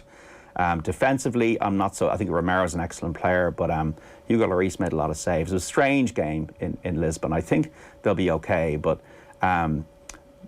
I don't know whether he worked them too hard in the summer, Conte. There's something missing, and it's hard to put your finger on what it is. At what point do you drop Youngman's Son, or is that well, I think Richarlison. I think now you drop him now. And the thing about Conte's pretty much picked his best players, that you would think his best players, but didn't make too many substitutions last night. Like Basuma should have been on because the lads got booked. Bentancur got booked. Should have probably made a few more substitutions. Got Sessegnon earlier on. Maybe try either Jed Spence or Doherty down the right. So not so sure at the moment. We'll wait and see what happens in the league. But Antonio Conte, maybe because he's quite a rigid coach in his formations, has got a really, really poor record in the Champions League. Maybe it's just not his competition. And Liverpool, I thought, were much better. Nunez will be interesting. It'll be interesting to see by, say, February, March, April, where Nunez will be in terms of his impact. Because obviously you know that Haaland, there's a great article in the UK Times today about how Haaland chose City, and interesting, there's a little tidbit in there that they couldn't get him for whatever reason, and okay, well, let's try and get Harry Kane. So Harry Kane, according to the UK Times, his brother and his dad said, yeah, no problem, it's all sorted. And then, no, Daniel Levy goes, no, he's not for sale. So it's interesting, the dynamics around that. And obviously Bayern Munich are reported to be interested in Harry Kane for next season. So one call between Guardiola and Erling Haaland. Obviously there's the emotional connection with his dad, Alf Inge Haaland. And Erling Haaland I've been surprised. I thought he was quite a moody character, but when I've been watching him this season, he looks like a guy who really enjoys his football. And like, he's just appointment view now this evening against Dortmund at the Etihad Stadium. So it's really all soccer at the moment, folks. I'm very surprised that Graham Potter never been to a Champions League game. That is an odd statistic. Like most of us, we can all remember our first Champions League game. We've been lucky enough to go. I hope the players don't kind of overreact to that, because type of thing was like, footballers, the herd mentality takes over. You hope that they're an open enough squad to be like, oh, that's interesting, as opposed to, what? Yeah. Why should a modern day manager not have a mobile phone? Yeah. What was your first Champions League game, John? Okay. It was, I got over to see Tottenham against AC Milan in 2009 in our first season. Was it 2009 or 2011? The first season we qualified anyway for the Champions League under Harry Redknapp. It was a goalless draw. And then I'm lucky enough to get to the final in 2013 between Munich and Dortmund at Wembley. I remember my yeah. first was 2003, Old Trafford, Man United 0, AC Milan 1 in the last 16, first leg, I think. Hernan Crespo scored the winner, and Julie ran over to the corner where I was standing with my dad and my brother and celebrated right directly in our faces. It was one of those things you never forget. I always had a disdain for Crespo since then, but what a player. I can look back now with unbiased eyes and appreciate he was a good player, but it hurt me at the moment. Yeah. Ger, have you been to? I was at Old Trafford for Man United beating Juventus 3-0. I'm just trying to Google what year it was. It was Beckham's last season. When was that? 03, was it? 03. Would have been 03. Well? Was it when he moved? 02-03 is his last season. It's I just can't find it there. I remember being at Manchester United versus Lille one year in the Champions League when Henrik Larsson was on that 3-month stint, and met him after the match. got his autograph and all the rest. He was only there. I think he scored in the night, but one of those little 3-month cult heroes at United. Yeah, it was March 2011, the Tottenham AC Milan game. Just hearing that music for the first time, the shiver down your spine. Hear that music for the first time, that Champions League music. It's just something special. I don't think that's the game I was at. It says it's 2-1 where Juventus scored in 02-03. There was one of the Ajax players, I don't know if you saw it before the Rangers game the other day, where it kind of zoomed in on him, and it was his Champions League debut, and he was listening to the music for the first time and getting emotional. Not emotional in the crying sense, but he was smiling. He was clearly feeling the anthem, which apparently is the same anthem as the Queen's coronation music. I didn't realise that until I saw that this week. Bizarre. If you listen to the 1950 coronation, 53 coronation, you can hear it. Yeah, right. You can definitely, it's not the exact same, but it's picked from without the words, obviously. Yeah, without the words. So it's the same music. I never knew this. Yeah, I never knew this. It's the same music. So it's right. We're going to hear it whenever the King Charles III gets his crown. We're going to hear the Champions League music. Has he not already got it? I missed that. I just assumed they'd already handed that over. But there's an official, isn't there, crown after like 6 months? I think they get crown put just in case. It's like he's on probation. Yeah. So as he does anything else bad. As long as he learns how to work pens. That Saudi money story disappeared pretty quickly, didn't it? Yeah. He'd be a live golfer, would he? Yeah. Well, see, Charles has waited his whole life to have this little moment. Some of the stuff yesterday was that piece of footage between Michelle O'Neill and King Charles and Jeffrey Donaldson was one of the gas. I missed that. I saw the bit with the pen where his pen wasn't working. Yeah. Again, got a little angry. Yeah. What was the? He goes, you're the leading party now, aren't you? And she goes, and she kind of really respectful. Yes, we are. And Alex Maskey just pipes up, just don't say to Jeffrey. And Jeffrey Donald's just standing there. Right there. So it was, and then he said something. Charles made a kind of a strange quip. Then I'm trying to find out what it is. You keep talking there. Yeah, Massey kind of speaking about the fact that I never thought of someone in my position here as you didn't say it, but as a Sinn Féin person speaking as a Speaker of the House to the new King. Quite a historical moment. Do you think it had an influence over McLean wearing the armband last night? That Sinn Féin have basically signed the books, have expressed their condolences, have not in any way. He said all that skill and ingenuity. After Michelle O'Neill said, we are the leading party now. Read into that what you will. Yeah, I don't want to get inside James McLean's mind and discuss why he did it, but you don't want him Instagramming about you. Well, of course not. But I think maybe James McLean's issue has never been with the Queen or the King. It's always been with I guess British Army atrocities in his home city. Hence why he said the reason I don't wear the poppy is nothing to do with World War One or Two. It's what came thereafter. So I think him deciding to wear the black armband was a little his own way of, and obviously he stood apart from his Wigan teammates ahead of the Huddersfield game last night. They were all locked in arms, and McLean kind of quite noticeably stood slightly to the left. Got the assist for the winning goal as well, McLean, in that 2-1 win, and lovely reception from the Wigan fans after the game. Yeah, were they happy enough beforehand, or was it like and then he influences the outcome of the game? They're like, yeah, you're one of ours. Yeah, we always knew, we never doubted you. Is that what happened? Got them on side, based on the assist for the winning goal.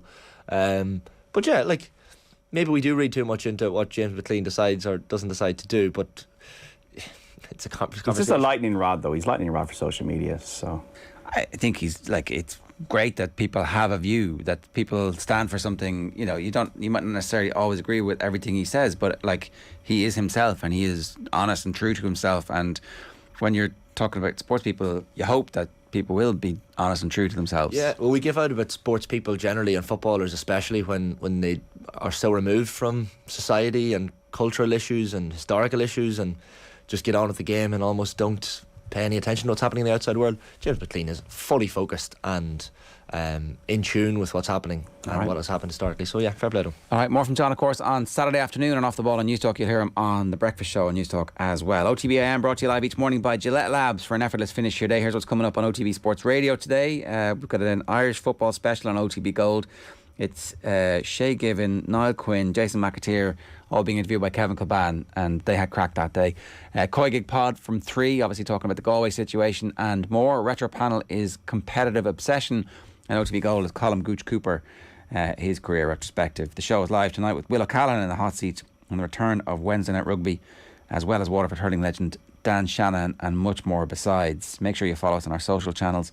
We're on TikTok, we're on YouTube, we're on Instagram, and you should subscribe to the Instagram channel because that's the quickest way to get onto us. After the break, our independent rugby correspondent Cian Tracey is going to join us in studio to preview the start of the URC.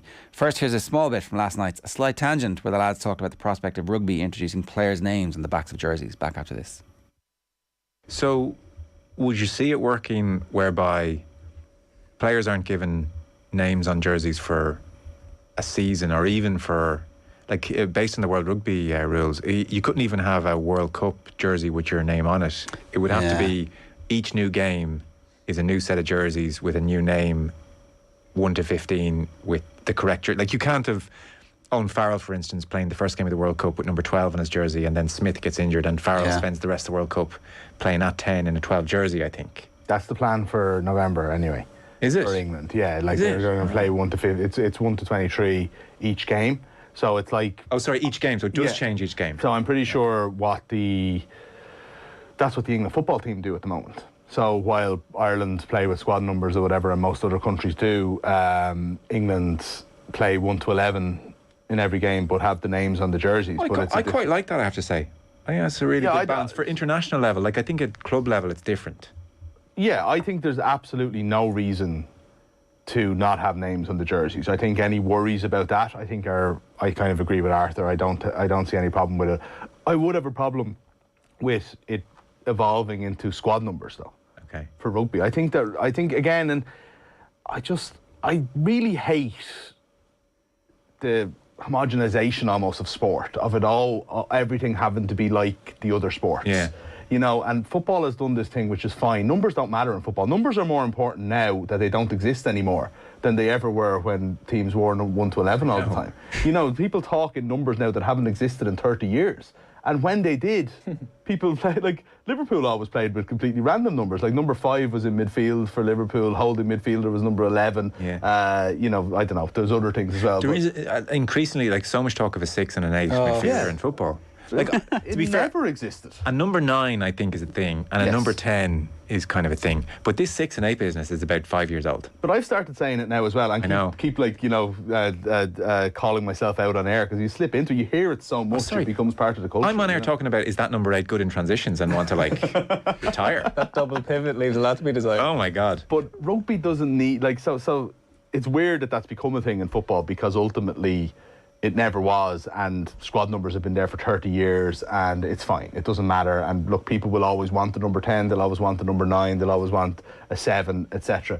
But when it comes to rugby, I think it's important. I think the 1 to 23, now the subs do change from time to time, and that's natural. They've obviously changed the amount of subs, but the 1 to 15, let's say, I think is in some way sacrosanct. And I don't care about rugby values, but it explains the game. Why are you laughing? Sacrosanct. Because the game is played to the sport. I agree with the game. The game is played in a very set formation, and players have, like, positions that are far more important than they are in either Gaelic game or football. What are you laughing? I'm laughing at Arthur's laugh. All right, okay. Like, there's literally a position in rugby called number 8. Yeah. You can't have a lad playing number 42 for the whole season. Why? You can't. Well, like, you're talking about 6s and 8s in football, and number 10s and false 9s, and he'd still be called number 8, but, you know. Yeah. OTB AM on OTB Sports Radio, Ireland's first and only sports radio station. Off the ball. You'll get more YouTube moments out of Anthony. They really rated him highly. We saw that in the first half at Old Trafford. He didn't need to be flicking his legs left, right. But it's football, it's entertainment, it's sport. I was in the main stand and people were clapping and laughing, and the Arsenal fans were furious, and great, you can have a bit of that. Subscribe now to the OTB Football Podcast stream wherever you get your podcasts, and download the OTB Sports app. If your business relies on a van, that wouldn't sound good. But this does. Get up to 75% off van insurance. Now available in FBD branches nationwide. FBD Insurance. Support It's what we do. 75% no claims discount based on 5 years claims free. Available on new van policies used for farm or business purposes. Terms and conditions apply. Underwritten by FBD Insurance plc. FBD Insurance Group Limited, trading as FBD Insurance, is regulated by the Central Bank of Ireland. Things that put people off on a first date. Showing up late and getting your name wrong. Always a great start. Looking at their phone more than you? Hello? Someone who only talks about themselves. Oh, really? God, aren't you great? Look, no one said dating is perfect, but at GoDating.ie, we promise we'll always try and find your perfect match. Because somewhere out there, there's someone for you. And GoDating.ie will help you find them. Yes, even you, socks and sandals guy. Go on, go for it with GoDating.ie. OTB AM. With Gillette. Get into your flow with the new Gillette Labs Razor with exfoliating bar. Right, the URC is back this weekend. Zebra Leinster Saturday 5 o'clock. Cardiff Munster moved, as we know, to Saturday 3 o'clock. Ulster Connacht is Saturday evening at 7:35. Cian Tracey is with us to talk about all these and the relative situation that we find ourselves in at the moment. Rugby's back properly. This is the grind. Yeah, happy new season and all that. Good to be back. It kind of feels like only yesterday I was in New Zealand covering Ireland, but a lot of time kind of has passed since then. But yeah, good to have it back. Yeah. Following the Ireland players on Instagram, you realise that many of them are still on holidays and getting married, and there's a lot going on in the off season. There is. There's like pints emojis and there's tours and stuff going, and so. But the rugby starting this weekend. I was making the case yesterday that actually there are players playing this weekend who will end up in the Ireland squad in the World Cup. That there's still enough room for you if you believe in yourself and your form, and that this squad, maybe with the A team going to South Africa, you need to play really well for the next couple of weeks. But it's not beyond the bounds of possibility that if you're a winger or if you're a prop, for example, and you tear up trees for the next 6 to 8 weeks, you could absolutely catapult yourself into at least the fringes of the squad. And then we know what the Rugby World Cup is like. Yeah, absolutely. You know? And I think that's probably would have been one of the most positive aspects of the Andy Farrell era, that he has given players a chance. And I mean, you think of someone like Jameson Gibson Park or Kieran Treadwell, who weren't first choice in their provinces, and I don't think anyone would have had Kieran Treadwell down as the breakout star of Ireland's tour. Like, he's been around for a few years, but he was really important in Ireland winning a series. So I think Andy Farrell has a real maybe keen eye for a player. He wants players who fit a certain athletic profile. We've seen that Treadwell certainly does that. So I think anyone who featured in those Maori games, in particular in New Zealand, is going to feel like they are in with a chance. I believe the emerging Ireland squad is going to be announced later today, and that's going to be very interesting because that's coming up in only a couple of weeks. So, do you have any instinct? Because there was a line in the press release about the tour that it was like it'll feature a lot of players from the successful underage teams in recent seasons. Now, how far back does that go? Do we go all the way back to like 2015 and you were underage then, and now we're going to give you, Yeah, I'm not sure why they've kind of kept it so ambiguous, because from what I understand, it's going to be a lot of very young guys. So you will see some guys who were involved in the Maori games, but not every single one of them, which I think initially, certainly that was my impression, that it was another chance for these, for whatever you want to call them, the A team to go away. But that's not my impression what's going to happen. So I think like there's going to be some tricky conversations between the provinces and the IRFU, because we'll say someone like Kieran Frawley, someone like even Joe McCarthy with Leinster, okay, he's carrying an injury at the moment, might not be the best example, but Craig Casey at Munster, these guys I would think are going to feature in the province's early plans, particularly because the frontline internationals, even though they're technically available, aren't going to play for the first couple of weeks, you'd imagine. So what is the preference here? Is it for them to stay and play games with their provinces, or is it to go and play, let's face it, second-rate teams in South Africa? So do you think they're the type of players who won't go? Yeah, I would be surprised. Yeah, I'd be surprised. Okay. I think you're more maybe looking at someone like a guy like Jack Crowley, if we want to talk about like in the out half position, which we're so obsessed with doing. It's like, I wouldn't be surprised if it was like a Ben Healy or Jack Crowley, but again, those guys are going to be important to Munster in the early part of the season. So it's hard to know. Maybe you'd even see someone like Charlie Tector or Sam Prendergast, who are very, very young guys coming through. So I think realistically they're probably looking further on than the World Cup, but if they could get like one or two gems, and I agree with you, I think there is still space to go. I think someone like an Alex Kendellen will be very interesting to see if he goes, because he could really make a big impression. And it will be very hard to. It would be interesting to know how much the Ireland coaches will actually judge those games, because I think a lot of it is getting them in the environment. and seeing how, you know, they get used to their structures, the day-to-day intensity of training. But then again, Andy Farrell isn't the one who's going to be overseeing that. And my understanding is, and as things stand, Andy Farrell isn't even going to travel to South Africa. So it's a bit muddled, but there's a press conference later today. Simon Easterby, who's obviously going to be the head coach, is up. So I think there'll be a few interesting questions. It's a very interesting scenario, isn't it? If he doesn't go, it's a real sign that actually we're planning very far into the future, and you'd have to, like, hats off for that type of forward thinking. Like the thing about it is, like, a lot of people have kind of got their back up about it, particularly supporters on Twitter, and like I'm really looking forward to the squad being named if it is later today. And you know, people are going to be angry that, oh, so and so isn't in it, so you can't kind of have it both ways. But like, Ireland haven't done this before within a World Cup cycle, and they haven't done well at a World Cup before. I like the concept behind it. I can understand why it will create friction, but I like the idea of it. Yeah, well, like if they were to take the team that played the Maori, for example, that was a really good team. Like, a really good team. Yeah, you'd certainly is somebody like Jordan Larmour going on that and thinking, right, this is great, I'm getting more exposure to the Ireland setup and I'm going to prove myself as somebody who needs to be in the squad. Or is somebody like Jordan Larmour thinking, why am I not in that squad? This is it. And I think one of the things about the New Zealand tour that kind of got glossed over, and maybe like understandably so because of how well the senior team did against the All Blacks, the level of progression between the first two Maori games I thought was immense. And it was a success of coaching as well as the players, because clearly the players had taken everything that Andy Farrell and his coaches, you know, had given them, and they were given, having been over on the ground, you know, they were given ample opportunity. So when that Maori game, particularly the first one, was on, it was the senior team who were training them, helping them. Now, it was a bit more muddled in, you know, the decisive third week.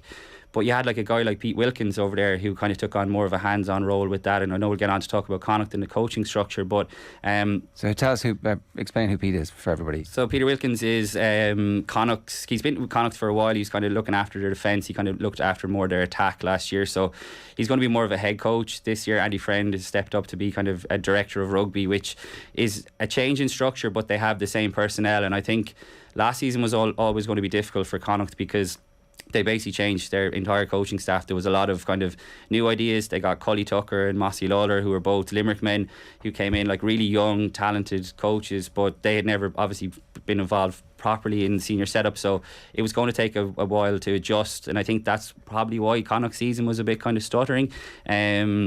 But it'll be interesting to see like how much. I think Andy Friend last season was a de facto director of rugby anyway. He kind of did take a step back and was kind of more looking at the overall picture of Connacht. Obviously there's a lot going on there with, you know, the new pitches being put in at the moment, so it'll be interesting to see what happens, I think, over the next season with that. Wilkins taking a primary look at defence as well. I know their Connacht defence last year was pretty shocking. I think they conceded twice as many tries as both Munster and Ulster, so he's obviously taken the forefront on that as well.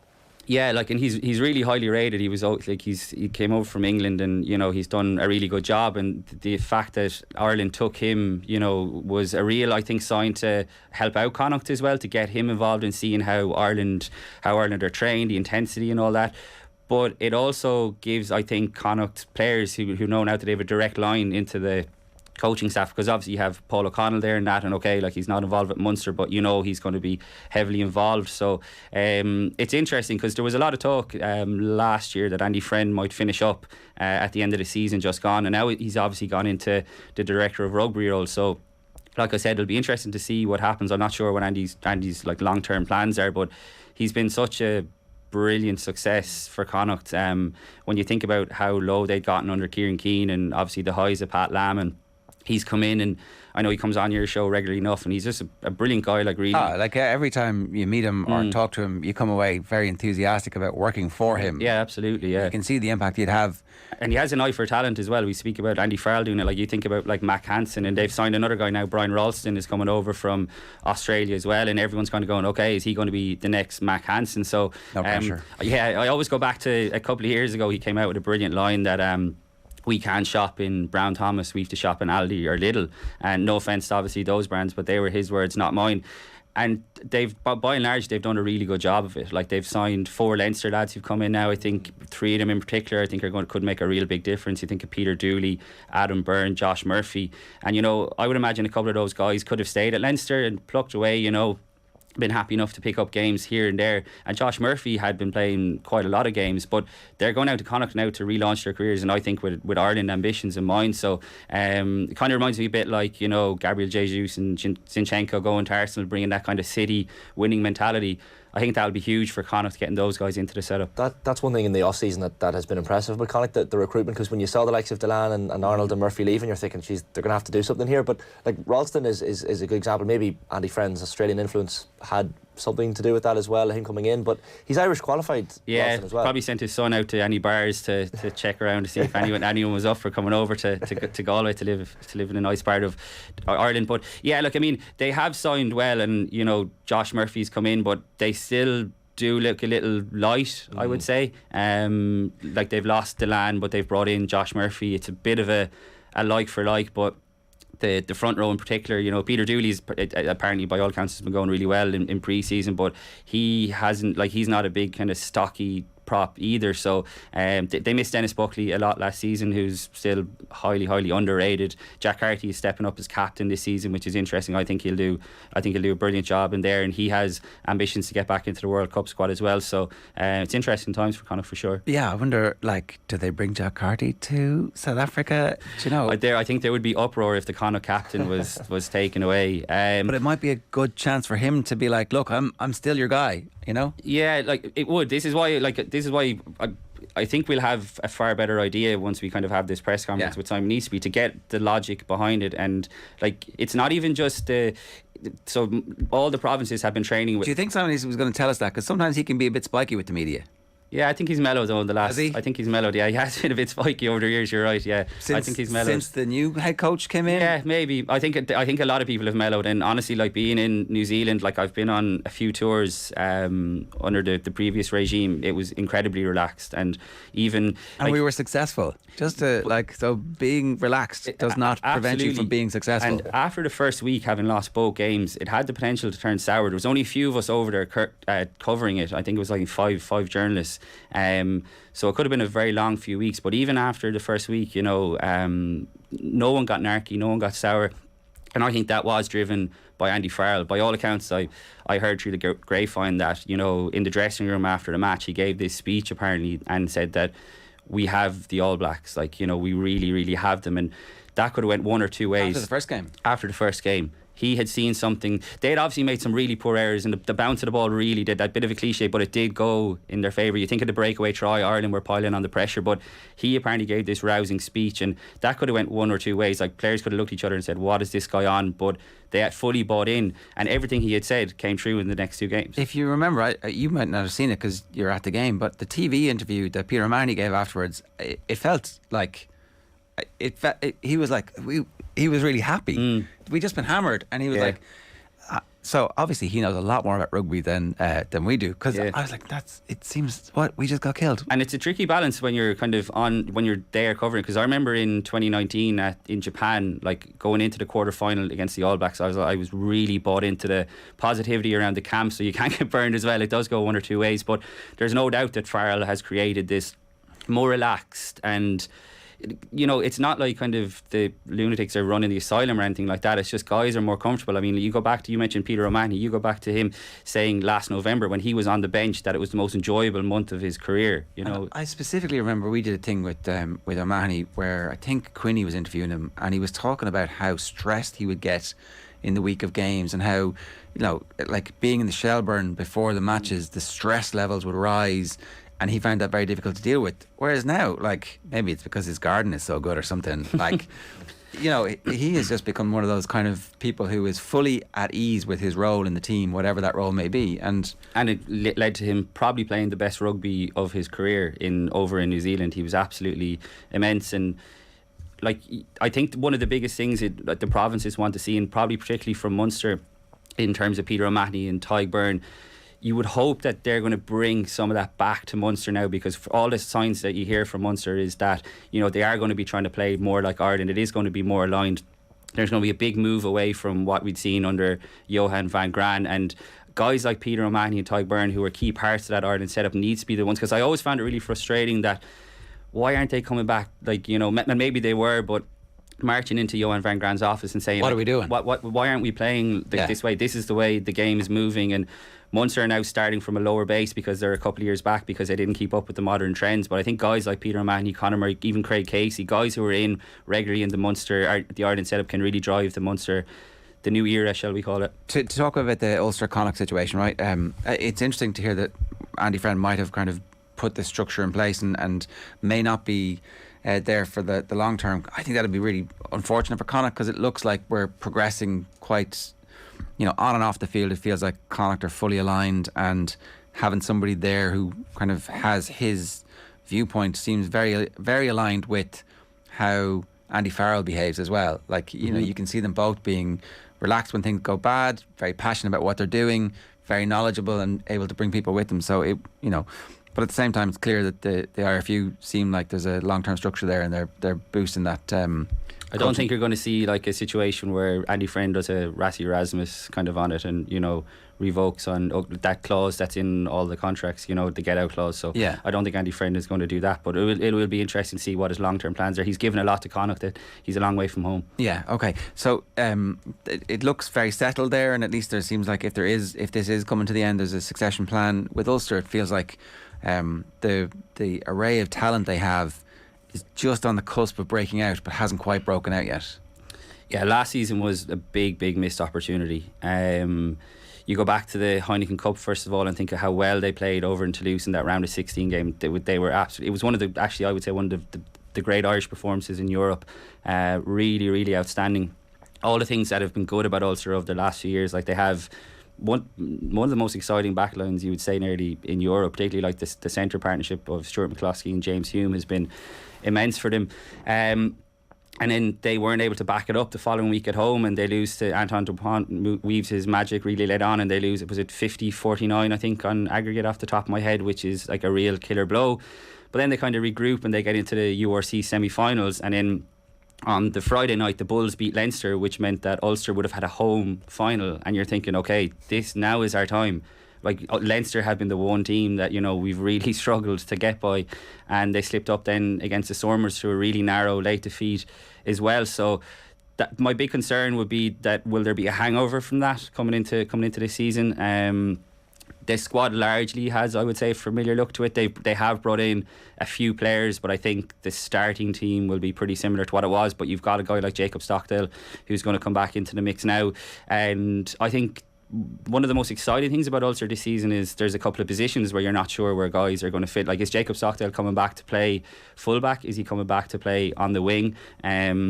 Because Robert Balakoon has, I would say, the right wing slot nailed on. He was really unlucky to miss out on the New Zealand tour, because the Ireland coaches had really high hopes for him, and I wouldn't have been surprised to have seen him get some minutes in the test series. But yeah, it'll be interesting to see Stockdale comes back. He looks in good nick. He's been training well by all accounts. And he's become the forgotten man of Irish rugby, which is absolutely nuts to think. Like, he's still a really young guy. He was on the same under-20s team who reached the under-20s World Cup final with James Ryan, Andrew Porter. So we kind of just forget about him a little bit. And then, also his try-scoring record at international level was absolutely ridiculous. Incredible. And like, teams definitely did kind of figure him out a bit, and he needs to brush up on his defence. But so did James Lowe. When you look at James Lowe now, who's a much older player, a few years older. So you talk about, like, when you talk about hangover from last year, what about the fact that, and maybe we could read too much into this, the team were in Glasgow last Friday ready for the match, pre-season match.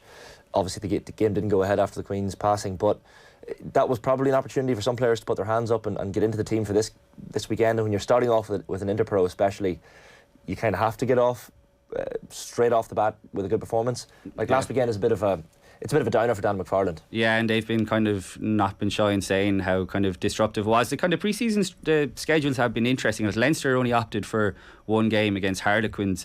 Connacht played two, but played them within a couple of days of each other with two separate teams. And Munster was more traditional. They played two games. So that's been kind of interesting as well.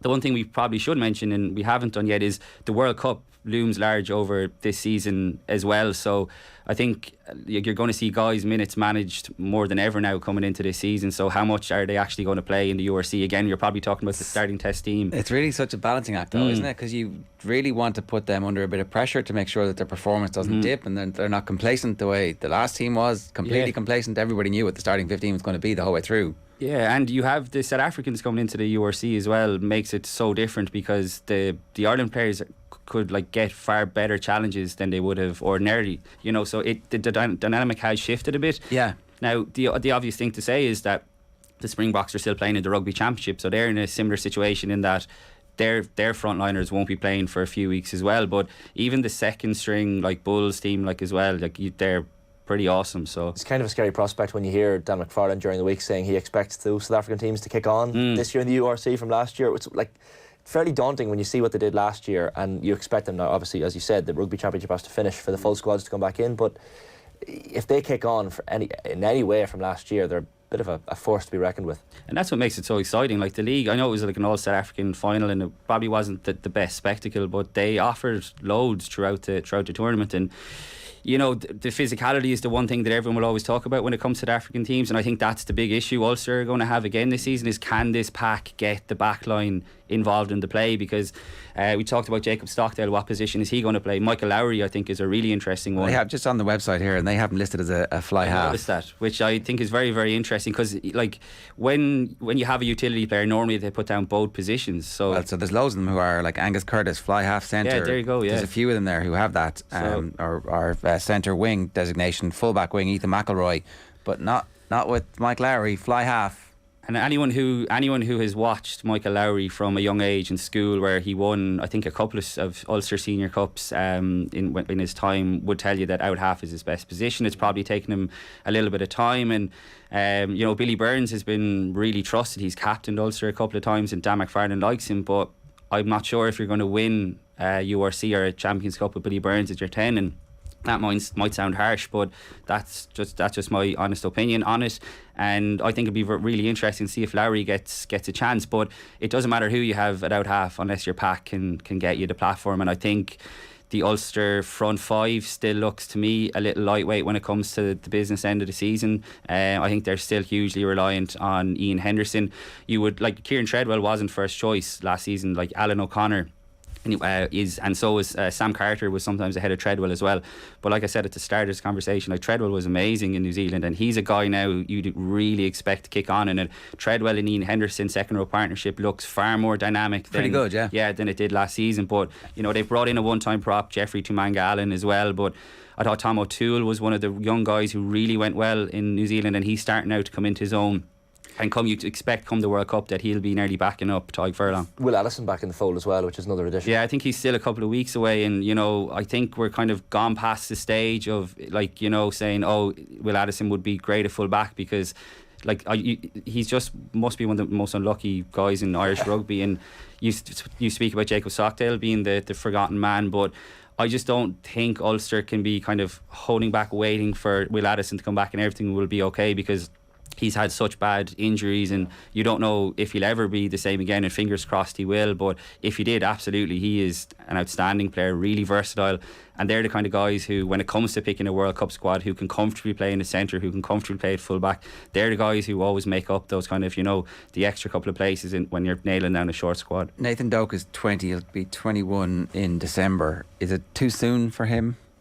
Not at all. I think was really putting the pressure on John Cooney, and you know, there was a lot of talk that John Cooney might leave last season, and while Ulster fans definitely would have been disappointed about that, I think there was kind of a feeling that, okay, well, Nathan Doak is coming through here and he's only 20 and he's playing this well. I think he'll be a very interesting one about the emerging Ireland squad, because I think that's the profile of player who, all things being equal, the IRFU would love to have for like whatever it is, they're going to be in camp for 4 weeks or whatever it is. They would love to get their hands on him. Like, I can see him making a push for the Ireland squad. Yeah, absolutely, yeah. And he's a goal kicker as well. Like, he's got a lot of strings to his bow, and like, he's like, you can see him, like, he's a bit like Craig Casey, and like, he's so vocal on the pitch, and that's what you want. So that's the type of profile I think they want to see, you know, in training and in the setup, how does he act in meetings and stuff. But like I said, he is definitely going to be a part of Ulster's plans. So just on that emerging Ireland, like do you think each province is going to be equally affected in terms of the players taken, or is Leinster going to have to carry the load here? You'd imagine Leinster are always, just by pure playing numbers, Leinster are usually going to be the bulk suppliers. But the Ulster Academy, this one of the reasons why, and I was writing about this in today's paper, one of the reasons why I'm so optimistic now, and there is such a feel-good mood around Ulster, which wasn't always the case in the last few years, is their academy is now starting to produce homegrown talents. You look at someone like Ethan McElroy's coming through, Tom O'Toole has come through, Ruben Crothers was captain the Ireland under-20s to a Grand Slam recently. So there's a steady stream of guys coming through, and it felt like for a while there the academy had gone a bit stale, and now you're starting to see them come through. And it's the same kind of in Munster, that when supporters see their own players coming through and getting chances, like Nathan Doak is another brilliant example. Like, it makes you feel kind of good about yourself and your chances going into the season. So there are reasons to be optimistic for sure for Ulster, but I would worry that the hangover last season, I still think their front five is a little lightweight. Okay, what's success for Connacht this year? Back in the Champions Cup, I'd imagine they're hoping for like a good run at the Challenge Cup. Like, there's no reason why they shouldn't be going all out to try and win the Challenge Cup, depending on, I suppose, if Andy Friend and Pete Wilkins look at trying to concentrate on the URC to finish in the top 8 to get in there to the playoffs even. But I think a run at the Challenge Cup, the European finals are on in Dublin this year. Like last season was such a disappointment for Connacht that you feel like the only way is up. They really underperformed by their own high standards. There's going to be a great buzz in Galway. The new pitch is being redeveloped, so they're going to be playing away from home. They've got a really, really tough start to the season. I think it's in October next month by the time they play their first game at the sports ground. But they're going to want to kick on for that feel-good atmosphere, because there's been a lot of talk about this redeveloped pitch for so long in Connacht, and it's finally happening. So was that pitch, like, how important is that pitch? Because like they lost 5 times at home last season, they have this attacking style of rugby, so you'd imagine that a pitch like a 4G pitch will play into their hands. Yeah, but they probably need the dome, the Connacht dome, to protect them from the elements. They're going to have the fancy pitch that will allow them play the high tempo rugby they want. But what happens when the Galway weather comes in? You're kind of counterproductive. So maybe the next step is to get one of those fancy domes over. I'm just looking at their opening fixtures. Connacht, like, they face all 3 Irish provinces in the opening 5 games. 6 Inter-Pros actually in the first 11, and you have away days against the Stormers and Bulls as well in there. So like, in terms of fixtures, the start for Connacht is pretty brutal on paper. It doesn't get much worse really further. I mean, like we just touched on there, the games are all away from home as well. So the start of the season could really set the tone. I mean, if they pick up a couple of results there, they could kick on. But if they were to lose a few on the bounce, then it's going to be, I think, really tough for them.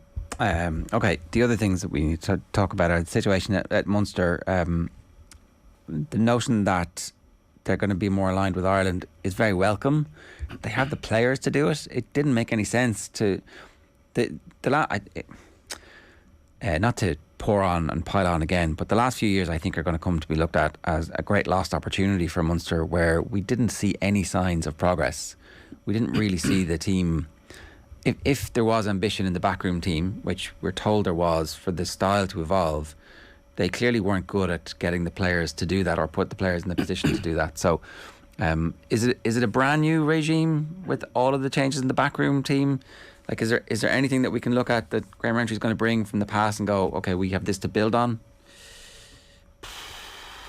Oh, that's a good question. I'm sure there is. Like, I mean, he's still going to be doing the scrum, so you're going to still have the same scrum coach. I think the biggest thing you'll probably find is that he will give more control to his fellow coaches. I'm still not sure how much control like someone like Stephen Larkham actually had over the backline.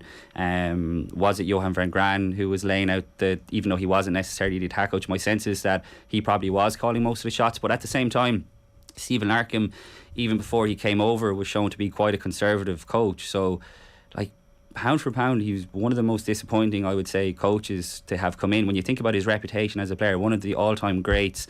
And the players did speak positively of in terms of his one-on-one work that he did with them and stuff, which made me think more that he wasn't having maybe an overall state in terms of how they wanted to move forward. But I'm not sure how that went. But I don't think any Munster fans were losing sleep over Stephen Larkham going home either. They certainly weren't about Johan van Gran. So it'll be interesting. I think Mike Prendergast coming in, Munster had to work bloody hard to get him back. He was still contracted to Racing, so they probably had to pay a bit of compensation to get him out, which Irish rugby probably doesn't do really that often. So that shows you how highly he was rated. The fact that Racing had given him, he got a long term, I think when he signed his latest contract, he got like a 5-year deal, and like that is unheard of in rugby. So that's how happy like Racing were. And you think about some of the best attacking backs, you have in European rugby, certainly. So I think Mike Prendergast will be given much more of a say, and certainly from what I'm hearing in training is that it's a much different atmosphere, much different mood. Now, of course, people are going to say that when a new coach comes in anyway, but I truly believe that is the case, because there's a much bigger focus has been put on tempo. I've heard chaos has been mentioned to me a couple of times. So all these buzzwords which the likes of Leinster have been doing since basically Stuart Lancaster came in, Munster are now playing catch up and finally seeing that this is the way to move forward. And like at times the players are brilliant. Yeah, absolutely. Like they have the players to do it, and there were times during the Van Gran era, like ironically a lot of time when the younger guys were playing. You think back to that Scarlets game last season when they were brilliant. So there's no doubt that they have the attacking talent. I think they probably have similar problems, I would think, to Ulster, in that their front row is still an issue, and it's probably a bit puzzling that they haven't kind of put more stock into that. Now obviously they have 2 young tight heads coming through, but I feel like we've been talking about these 2 guys for the last couple of years, and it does take time for tight heads and props to develop. But Kenyon Knox and Roman Salanoa, this is a really big season for them. Munster have let John Ryan go, didn't offer him a new contract, and I think a lot of Munster supporters will have been disappointed about that. Like Kenyon Knox, you mentioned, like everyone talks about him as one for the future, but he's 23 now.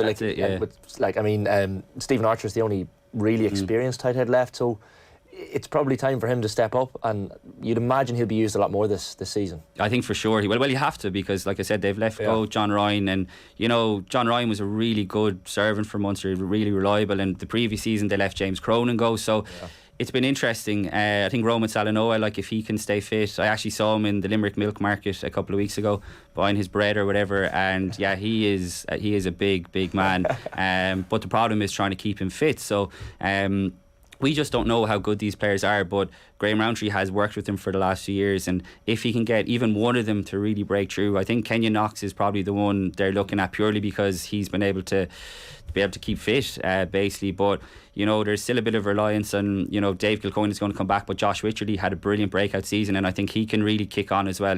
I think he was unlucky not to go to New Zealand in the summer, and they brought in Chris Moore as a hooker, young guy, a bit of an unknown quantity, but hooker has been a bit of an issue as well, and like all these issues kind of will crop up more when you're playing the South African teams.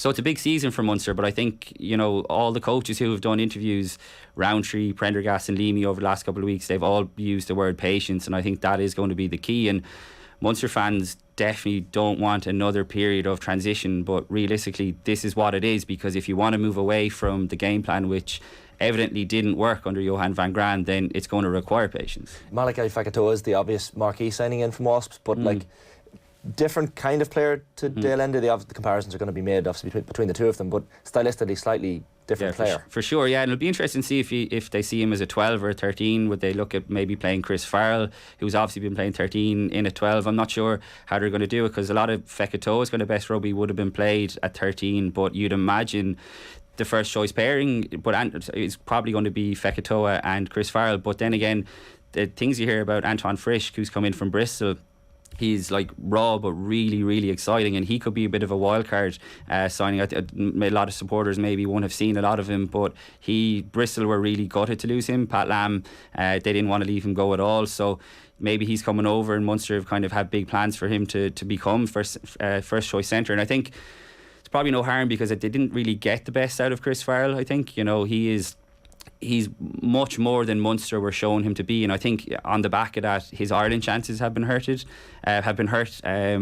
because he's got good hands, he's skillful, but Munster were using him much more as kind of like a one-off kind of crash ball, which was kind of the South African mould. It was Johan van Graan style.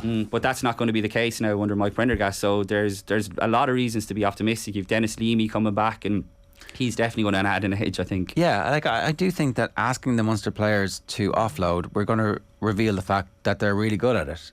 Like Ireland have become really good. Now, think back to that period of transition when Andy Farrell came in, and some people were saying, "Oh, Farrell's not going to make it as Ireland coach. This is terrible. What's he doing? There's no style. There's no plan."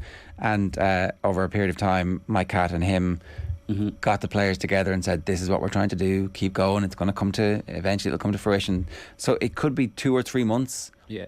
Week in, week out with this Munster team before we actually see them being able to do what they're trying to do. And there's going to be a lot of drop balls. There's going to be a lot of knock-ons in the meantime. But I don't think Munster supporters will mind necessarily over that if they can see a long-term plan and they're sticking with it, that it doesn't just happen one week, which was happening the previous week, that they were throwing around the ball, but the next week they were keeping it tight. And there are a lot of similarities, I think, between Andy Farrell taking over from Joe Schmidt and Graham Rowntree taking over now, because Rowntree has had a front row seat for what worked in Munster and what didn't work, and that seems like a good character. Like, he's unbelievably popular with the players, the supporters as well. He's a bit of old school.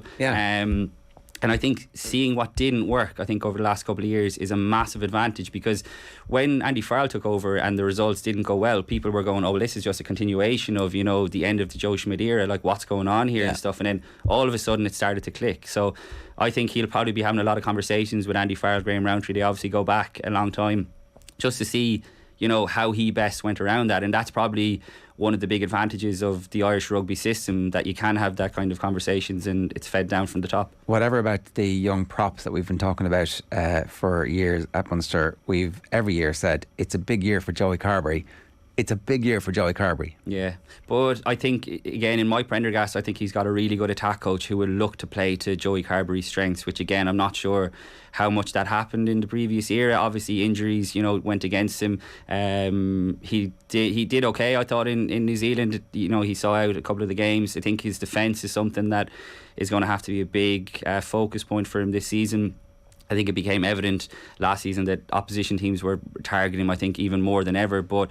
And it's it's not down to lack of bravery or anything, because he really does put his body on the line, but maybe it's a technique issue. And someone like Dennis Leamy, who was Leinster's contact skills coach, could be the one to, you know, tighten up a couple of nuts and bolts with that. So every out half has this conversation about them. Like, if you think back to O'Gara and even Sexton, it was like, oh, Sexton's tackle style is the reason he's getting so many injuries. Yeah, you know. And he's got a couple of players putting pressure on him now in Ben Healy and Jack Crowley, which is no harm as well. So it's the out half position, I think, is healthy in Munster. It's certainly not like the front row stocks. Do they need to reach what's the point of reaching another semi-final and get beaten? But if they were to play really well over the course of the season, do they need silverware this year for that to be a successful year? 11 years since the trophy, like.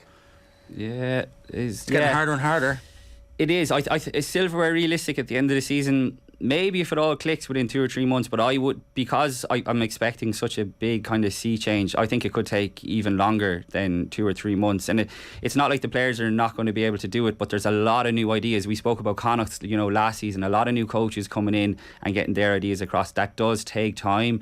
Like, people have to change their habits and stuff. So I think, I'm not sure if Munster don't win silverware, would the season be a failure this year? I don't think it would be. I think if their style of play has enhanced, and like supporters can see that there's a long-term vision here, and this is how it's identity. Munster kind of lost their identity over the last couple of years. You weren't sure what they were about, how they were trying to play, because it kind of jumped from one week to the other. But if Munster supporters can see, you know, a bit more of, like, they don't want to lose everything, you know, the edge that the pack had up front, which Rowntree was obviously a part of that with Johan van Graan. And like Van Graan did do some good stuff as well. I'm not trying to totally like bag the guy at all, like, and he was hugely popular with the players too, but there's definitely going to be a shift away from that. And if he can have the hard edge of the pack, the Munster backline have shown, you see the quality that they have in it, and like someone like Fekitoa coming in now adds a different kind of dynamic to what Damien de Allende is. As much as Damien de Allende was a really good player for Munster, like unbelievably, he was probably one of their best players, I would say, over the last couple of years, like really consistent. But you have a bit more maybe of a spark if Fekitoa can stay fit. So I think it's exciting times for Munster for sure. Is Snyman going to play? Do we know what his return date is? It's you can understand why they're not putting a time frame on it, but I think the longer it goes on, the more concerned you'd be. Like, we've no idea when he's going to be back. I was kind of, you know, looking through photos and training, he didn't seem to be there. Maybe he was off doing something else, but like, they're going to be ultra cautious. Very transformative to have him in your team, and like how quickly will he get back up to speed? Absolutely, and he is like the definition of a game changer, and it's been really unlucky. Munster have been really unlucky, but he's been really unlucky as well because he doesn't want to be sitting at home in the rehab room or whatever. But I think the big thing is, you know, the November internationals are coming up. There's a World Cup year.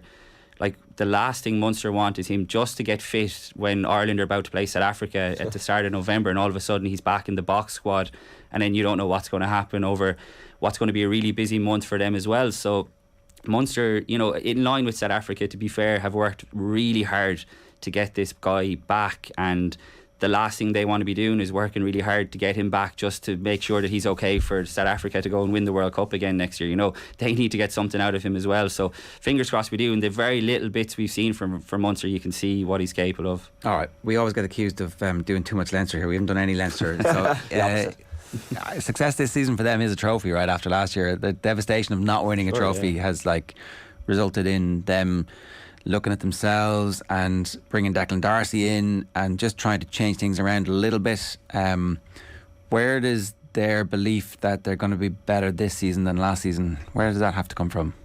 It comes from within. Like, I don't think they'll be ripping everything up and starting again. Like, they absolutely won't. But what the most interesting thing about Leinster's disappointing season last year was the fact that they got beaten by La Rochelle again. So when they got beaten the previous year in the semi-final, we heard so much that, you know, okay, we've got to look at ourselves. How can we beat a team like La Rochelle?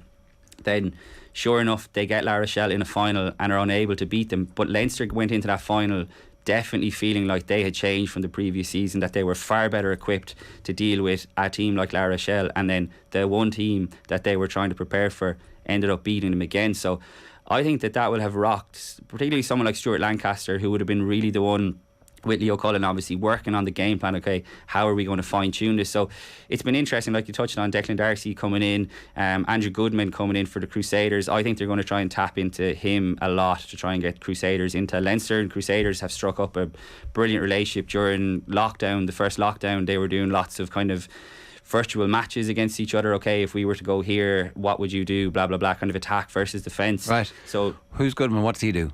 He's going to be the backs coach, so he's replacing Felipe Contepomi. So he's coming in from the Crusaders, really highly rated, and he'll bring fresh ideas as well. And I think like Stuart Lancaster runs the attack and the defence in Leinster. He just does everything. But I have a sense that they might lean on Goodman a little bit more because they value so much of what the Crusaders do, and they see a lot of their kind of culture, their style of play in what they do. So yeah, like it's going to be really interesting because again, with the World Cup coming at the end of the season, Leinster are obviously going to be the bulk suppliers to the Ireland squad. They're going to be hampered more than most in terms of guys' game time. How often do they get to play? But like as ever, every season, there's a lot of good young players coming through in the Leinster Academy, or from the Leinster Academy. We touched on the Munster props. There's a young loosehead coming through who's been injured, Michael Milne.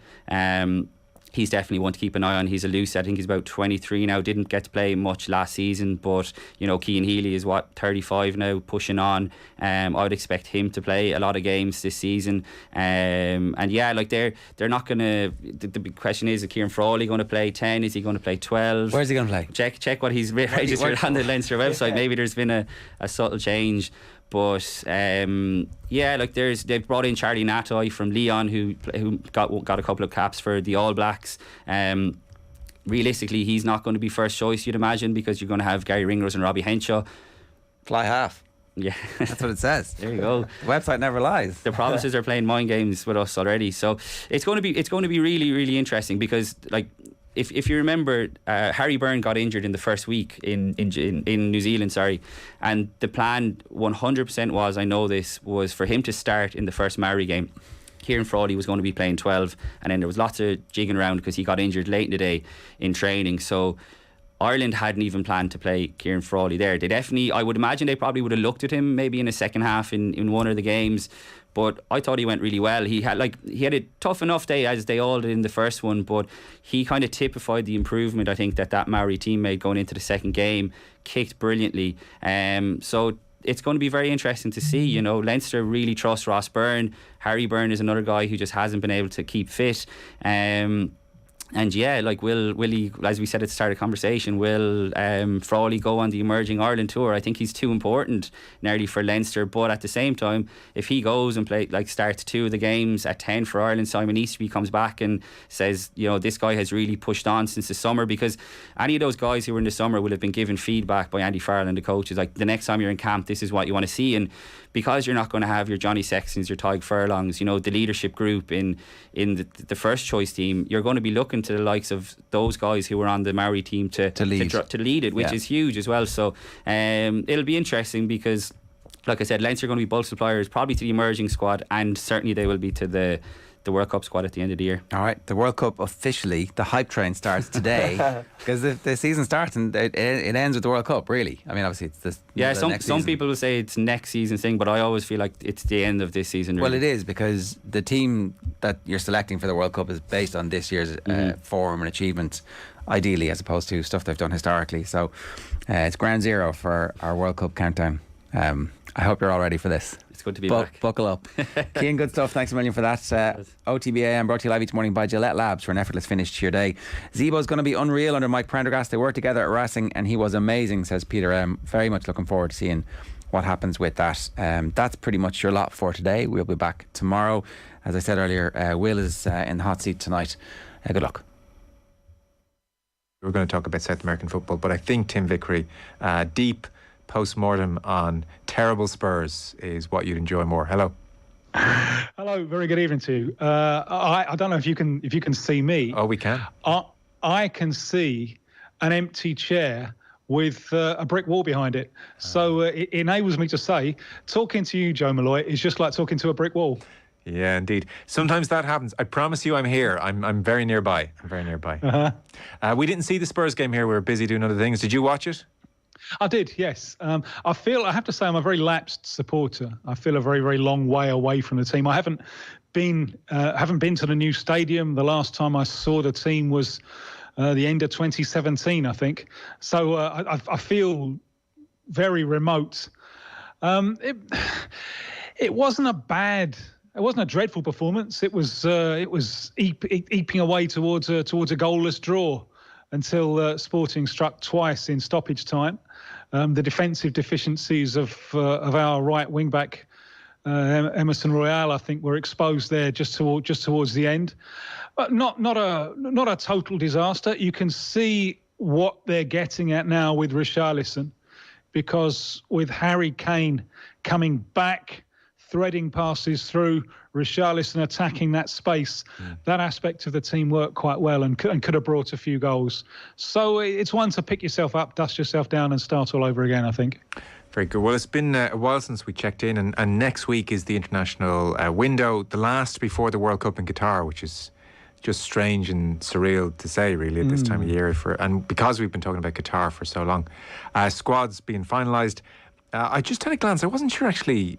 It didn't occur to me to check for a long time who the favourites for the World Cup are. And certainly on the various websites I checked today, Brazil were predominantly the favourites, 5-1 territory. France 11-2. England and Argentina then third favourites, 13-2. And then you're on to Spain and Germany. So Brazil, the favourites, have named their squad for the upcoming international window. Just an odd first question. No Jesus, Gabriel or Martinelli, and Coutinho also out of the squad as well. I'm not sure had he been in previously. Is this like an anti-Arsenal thing, or is there some reason for all this? Well, yeah, the coach has clearly decided if your name is Gabriel and you play for Arsenal, you're out, because all three of them were in the squad last time and they're not anymore. It is an interesting squad, although what we're doing here really is tinkering around the edges. Firstly, on the point of favourites, and one of the things that makes this World Cup so fascinating is there's just no way of knowing, because there has been next to no Europe versus South America football since the last World Cup. So we're going to find out the respective forces during the course of the tournament. But Brazil are on a roll, after they lost the Copa America on home ground in the middle of last year. Since then, it's been 10 wins, 3 draws, no defeats, 30 scored, 4 against. That's not a bad record, is it? So there's not a lot to put right. What there is just tinkering round the edges of the squad. Now, they've got 2 ways of playing. One is to have 2 wingers. Rafinha one side, Vinicius Junior the other, Neymar as a false 9. The other, and it would be a big call, that would be to drop one of the wingers, who would probably be Vinicius Junior. That's why it's such a big call.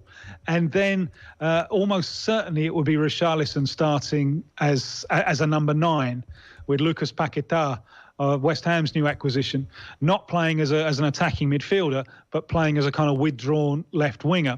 So all of the things that he's done there with the fringes of this squad, the players that he's left out, none of those affects the likely starting 11s that he's got there. But it is interesting, nonetheless. Felipe Coutinho is an absolute favourite of Brazil's coach, Chichi, who brought him back when he was really still in the doldrums, at Barcelona, moving to Aston Villa.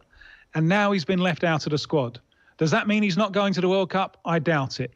I just think it's a little bit of dynamite being placed in that, as my old man would have said, in the place where the sun don't shine, just to try and whip him out of a disappointing start to the season. The Arsenal 3, I think, are even more intriguing.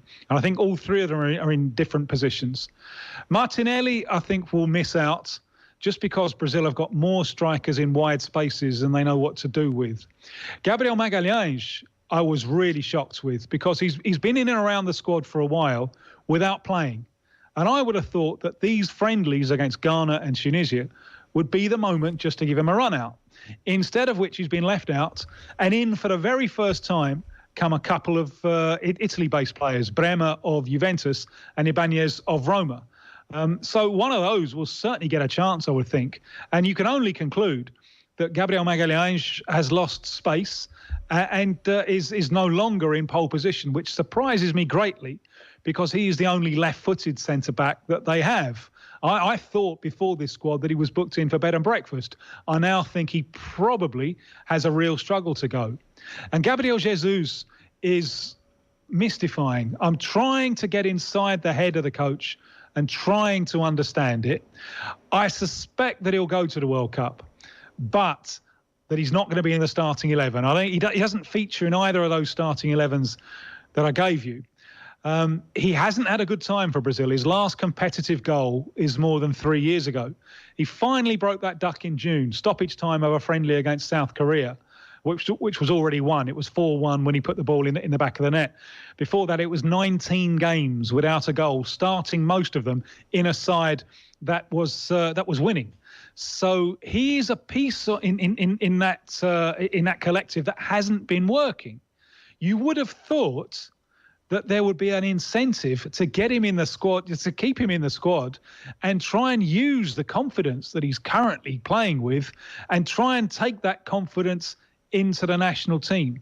So mystifying. Possible an explanation? Well, there is a lot of competition in the attacking places for Brazil. And I think what the coach really wants to do is have a look at some of the other number 9s. The big fuss over here is always the home-based players, because there are so few of them. It's a proud football culture that doesn't react well to the fact that all of the best players are on the other side of the Atlantic. The local hero at the moment, a target man number 9, is Pedro of Flamengo, who's the leading scorer in the Copa Libertadores, South America's Champions League. He's in. He will have to have a look at him.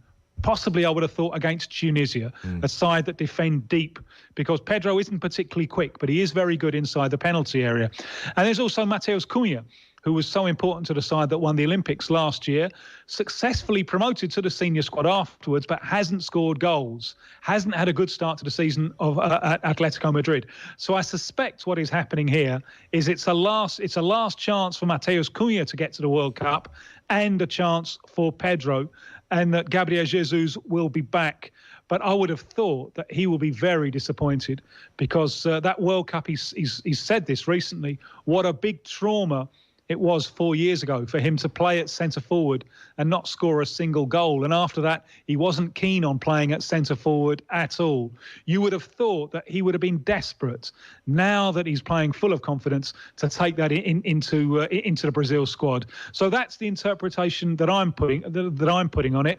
But this is in the realm of interpretation, because at face value, it does look baffling. Hadn't quite realised or appreciated they were in such good form over the past year or so. Those 10 wins and 3 draws, and 0 losses, as you said, Tim, and even just glancing at the squad, and I'm not as au fait with the Pedros of Flamengo, but plenty of names that just jump off the page. I mean, it's a funny thing, like the goalkeeping heartbeat of the Premier League, and Alisson and Ederson both there. And then defensively, they have Militao at Real Madrid. They have Thiago Silva, now 38, I suppose, but Marquinhos, Danilo, Alexandro at Juventus. Midfield, again, so many familiar names. Casemiro, Bruno at Newcastle, Fabinho, Fred, of course, much maligned, but Fred nonetheless at Manchester United. And then plays very well for Brazil. Plays really well for Brazil. So I hear, is it him and Casemiro who are the duo? Yeah. Yes, that's the first choice. Bruno Guimarães is putting pressure on Fred, but Fred has done so well that it will be hard to take him out. And the thing that's really made people excited over the last few months is the attacking options that have come through. Rafinha dropped into the Brazil side. Honestly, in all the time that I've been here, I've never seen anyone look more instantly at home with the national team shirt on their back. Right. And that was tough because no one knew him over here. You know, he was a real unknown when he was called up. Vinicius Junior has exploded as a global star, especially in the last 12 months. He's just taken it up to another level. And all of this is great because it helps take some of the immense pressure off Neymar. Now, the fact that the World Cup is happening before Christmas is good news for Neymar as well. If you look at recently, his best form has been early season. It's after Christmas that the injuries have tended to come. So at the moment, you know, and it is a manic depressive football culture. Yeah. And when they lost the Copa America in the middle of last year, it was, we're rubbish, we'll never get anywhere. Now they think they're unstoppable. But I think it's going to take a very good team to stop them. They're a better side than they were 4 years ago when I thought they played the best game of the World Cup in that quarter-final against Belgium. And I thought they'd earned the right to take that one into extra time. They're better now. They've got more options. They're a side who recently, not only that they're not conceding, they haven't looked like conceding. And it's going to take a good team on a good day to beat them. But as I say, the fascinating imponderable is that we haven't seen them. I mean, since the last World Cup, they played one friendly away to the Czech Republic. And that's it. They've been desperate to fix up matches against European opposition, but they can't do it because of the pandemic and the Nations League. They can't do it. So we're going to find out the respective balance of forces between the best of Europe and the best of South America during the World Cup, which is a little bit like, Joe Malloy, the World Cups of my childhood, when you didn't know how good the teams were until you got there. Yeah, there is a quaintness to it. I mean, park the Qatar in the middle of a season, that's not quaint, but the rest of it, there's a lovely kind of tradition. Well, even the middle of the season has, if we can just put to one side some of the ethical issues and where we are and how we got there, so many of the recent World Cups have been blighted by end of season tiredness. To get now the best players close to their peak form, I honestly think we're going to see as a spectacle the best World Cup since 1986. I can hardly wait. Yeah, I dare say you're right, counterintuitively. So again, those forwards, Neymar, we're not even mentioned Firmino, Vinicius Junior you mentioned, Anthony, he's just been signed by Manchester United, Rodrigo of Real Madrid, so it's extraordinary. Yeah, Firmino's just been recalled, and that's an interesting one because his star is maybe on the wane. But if you look at the line and look at what they've got, who is the closest to Neymar in that false nine role? And if Neymar picks up an injury or a suspension, or who have you got?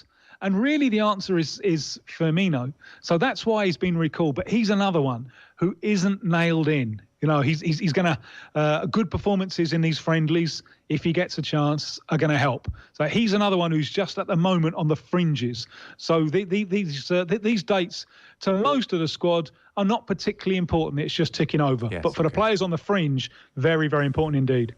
Yeah, well, it's going to be so fascinating. Brazil closing in this year on 20 years since the 2002 World Cup win. And the last time they went as long without winning a World Cup was 1970 through to 94, those 24 years. So it is going to be interesting one way or another. By the way, Liverpool have just scored at Anfield. They are going ballistic, 89th minute. And I'll get you a goal score in a moment, but it's Liverpool 2, Ajax 1. By the way, before we let you go, just this story, I would say brewing. I mean, I guess the interesting thing would be to get your sense of how serious this might be for Ecuador. Byron Castillo played for them although it turns out he played with a fake passport, and the Ecuadorian FA are accused of covering that up. And there's a FIFA hearing this Thursday. Byron was born in Colombia, and I suppose, Tim, allegedly. Oh, excuse me. Yes. The worst penalty here, if all is found not to be well, would be being kicked out of the World Cup. We seem a few steps removed from that happening, or what do you think? I'm not a legal man, and so my feeling is, and certainly on the merits of the case, that Chile are wasting everyone's time. Chile failed to go to the last World Cup brilliantly because they shot themselves in the foot. They launched a protest against Bolivia fielding an ineligible player. That protest was upheld, but Peru ended up benefiting more than Chile did, and Peru got the playoff slot and Chile didn't. Had Chile just kept their mouth shut, they'd have had the playoff slot last time round. So they've gone back to the well. They allege that Byron Castillo was born in Colombia 4 years earlier than his stated date of birth. They could be correct. So what? The age thing is absolutely irrelevant. The World Cup is not an age-limited competition. So if he's fiddled his age, that's neither here nor there. When Brazil won a World Under-20 Cup with a player who was closer to 30 than 20, they didn't get stripped of that title. Whether he was born in Colombia, it's a possibility. But nationality, and you Irish will understand this better than anyone else. Nationality is one thing, footballing nationality is another. OTB AM. With Gillette. Get into your flow with the new Gillette Labs Razor with exfoliating bar.